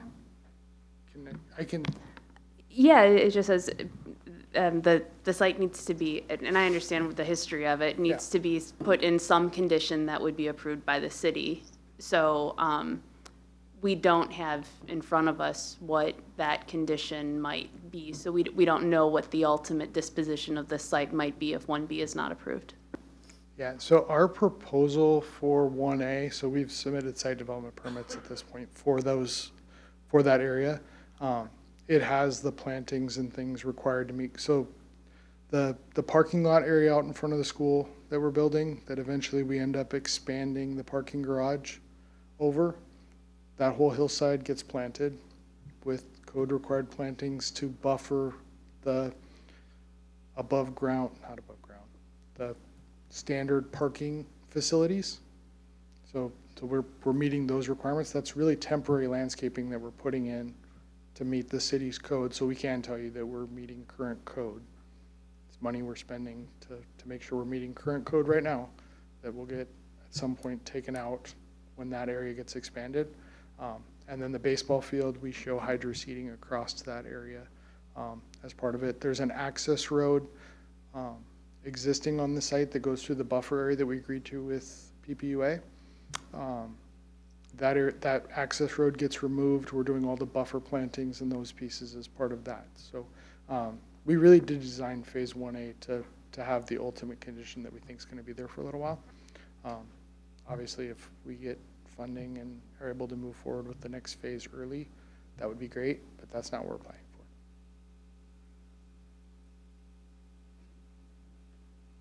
for. Any other commission questions? Michael? Still following up on your question, because I don't think we have an answer yet. What happens?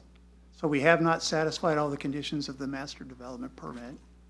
If phase 1B does not proceed, how do you ensure that the site is restored in some condition that so you mentioned that all of the trees would not be planted in 1B, and we're going to hydro seed, but is that the restored condition that the city is looking for? Or are there other requirements that the city has in code that says, since the project did not proceed, now you're obligated to do something here?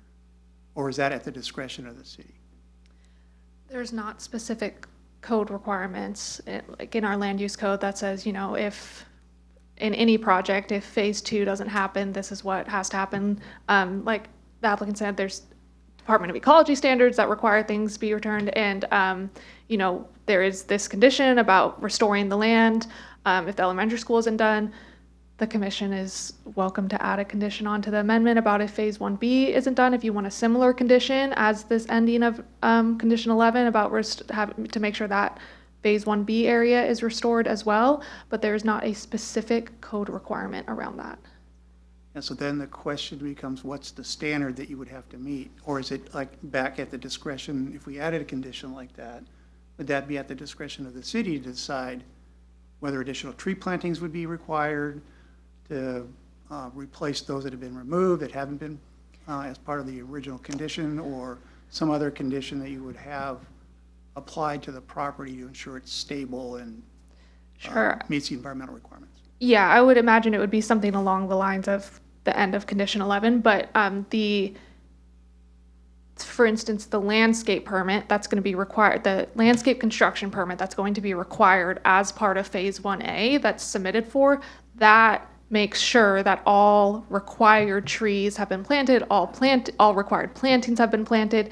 So it's not like there will be any trees that haven't been planted yet that are required to meet tree density, tree replacement, those type of standards. The landscape construction permit ensures that the code required plantings and trees happen.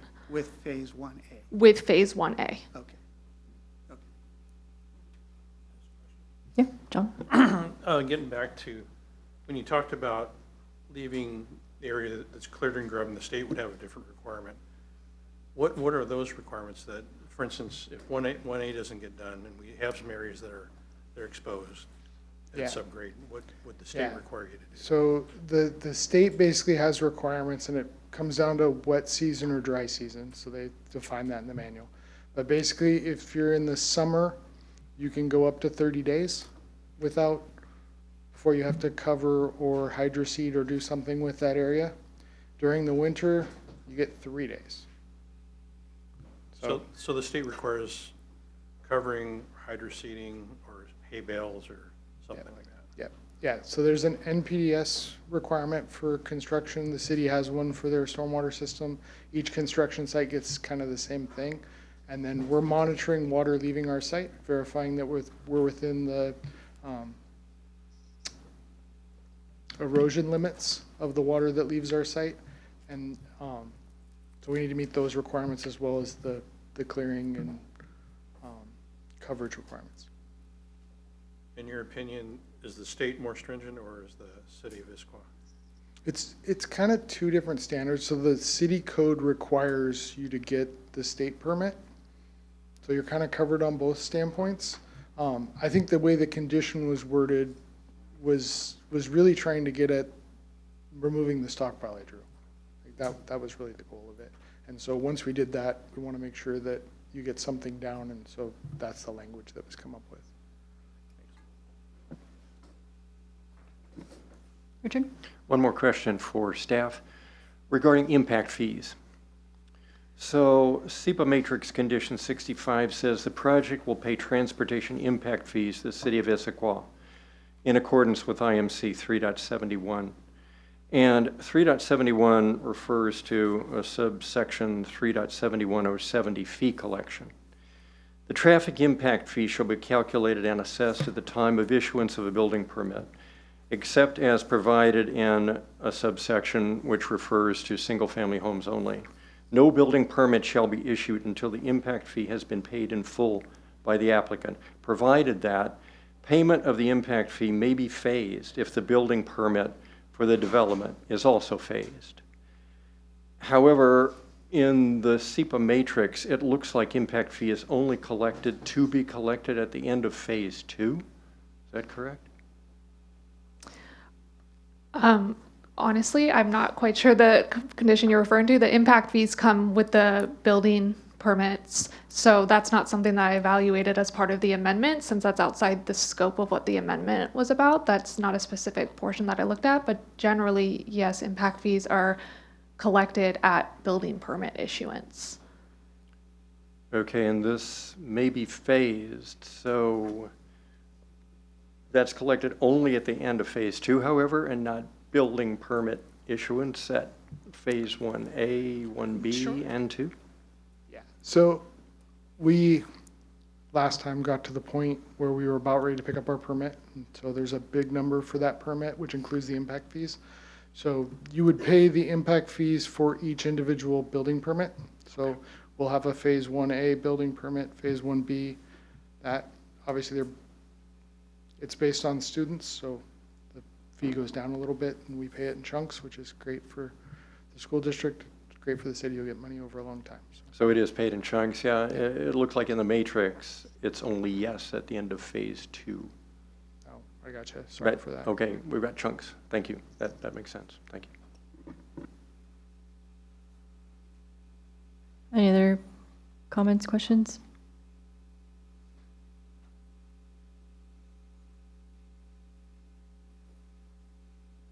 Maybe just a comment.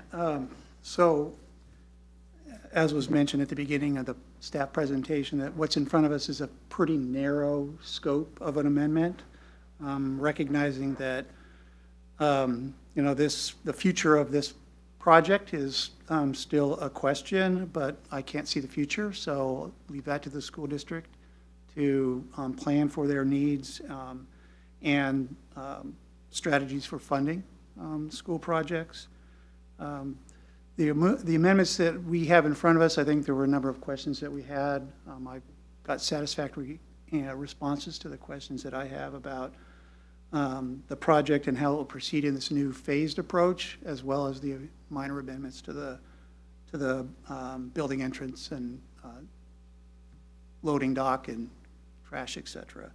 So I'm prepared to support the motion tonight, but also recognize the passion that's in the room and appreciate the comments. Very articulate and knowledgeable people walked up to the microphone tonight who care about the city, care about the schools, and I think the future. And I hope that people remain engaged and hopefully there's a successful outcome for everyone here if that's possible. But in any case, I'm prepared to support the motion that's on the floor.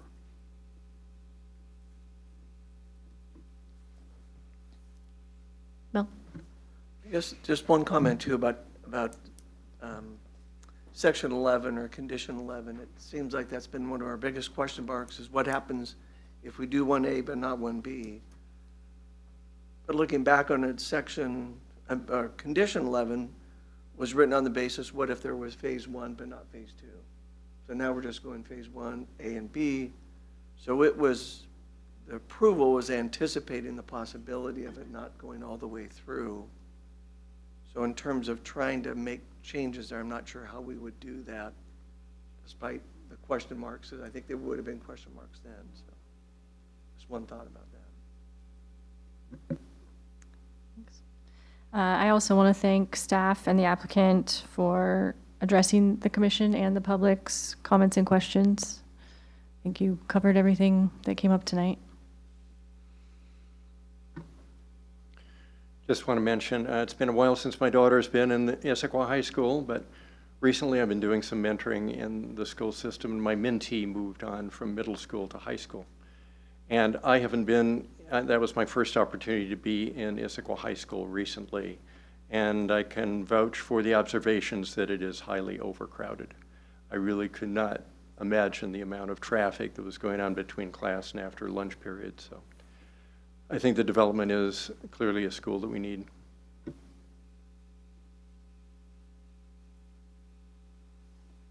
Thank you. Does that conclude deliberation?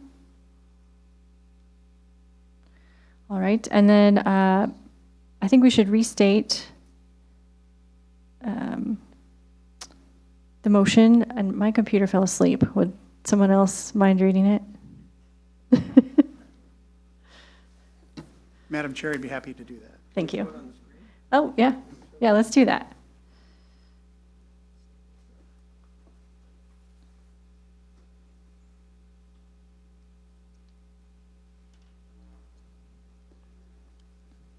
Madam Chair, I move that the Development Commission approve the major amendments to the site development permit and master site plan known as Issaquah High School Number 4 and Elementary School Number 17, MSPA 25-00003, as described and evaluated in the staff report dated November 4th, 2025, with exhibits 1 through 13, subject to the conditions therein, and as amended tonight. And I move that the Development Commission direct the Community Planning and Development Department to prepare findings of fact and conclusions for review and approval by the Development Commission Chairwoman affirming the Development Commission's decision to approve the major amendment to the site development permit and master site plan known as Issaquah High School number 4 and Elementary School number 17, MSPA 25-00003, subject to the conditions listed in the staff report dated November 4th, 2025, with exhibits 1 through 13, subject to the conditions therein and as amended tonight. All in favor of the main motion, say aye. Aye. Aye. Chair, did you get a second? Oh, sorry, just making sure.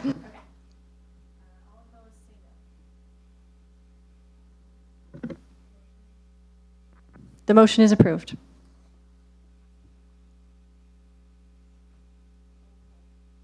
Ola, did you vote?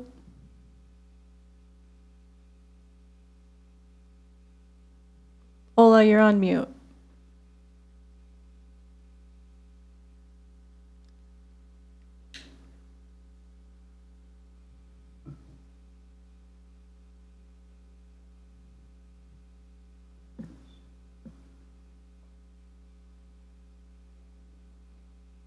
Ola, did you vote?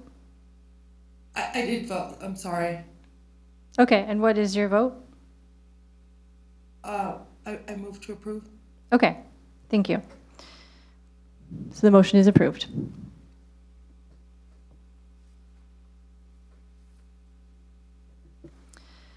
This concludes the major amendment to the master site plan and site development permit for Issaquah High School number 4 and Elementary School number 17 permit. A notice of decision will be issued by staff within 7 days.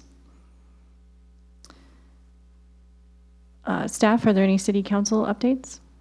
There are not. Okay, and any other business the commission should be aware of? Just our December 3rd meeting, we will be going over light rail study evaluation criteria. Our senior transportation planner will be here to discuss that with the commissioners, and we will also be talking about amendments to our rules. Thank you. Thank you to staff, the applicant, and members of the public. There being no further business before the commission, I adjourn the meeting at, oh, sorry, one more thing. Well, I do have a few council updates, if Okay. you don't mind me to step back. I just wanted to let you know, recently, we just updated all of our permit fees, so those will go into effect in January, 2026.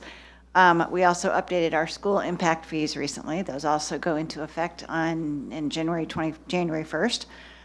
We also talked about I don't know if you all have been aware of the Bellevue College Development Agreement potential expansion area. It's not a potential area. It's 19 acres up in the Issaquah Highlands that was originally washed-out property purchased by Bellevue College. They have asked to extend their development agreement for another year. With this extension, they have the potential of putting housing up on that site. If it is approved by City Council for the next year, they will do outreach to the City Council or outreach to the community and figure out what they're going to do with that site within that 2 years. If they want to do housing, they can do it. After that, if it won't be extended anymore, they are only allowed to use institutional uses. I just thought I'd update you on that. And then our comprehensive plan was recently updated as well. Just a few things going on. Thank you. There being no further business before the commission, I adjourn the meeting at 8:43 p.m.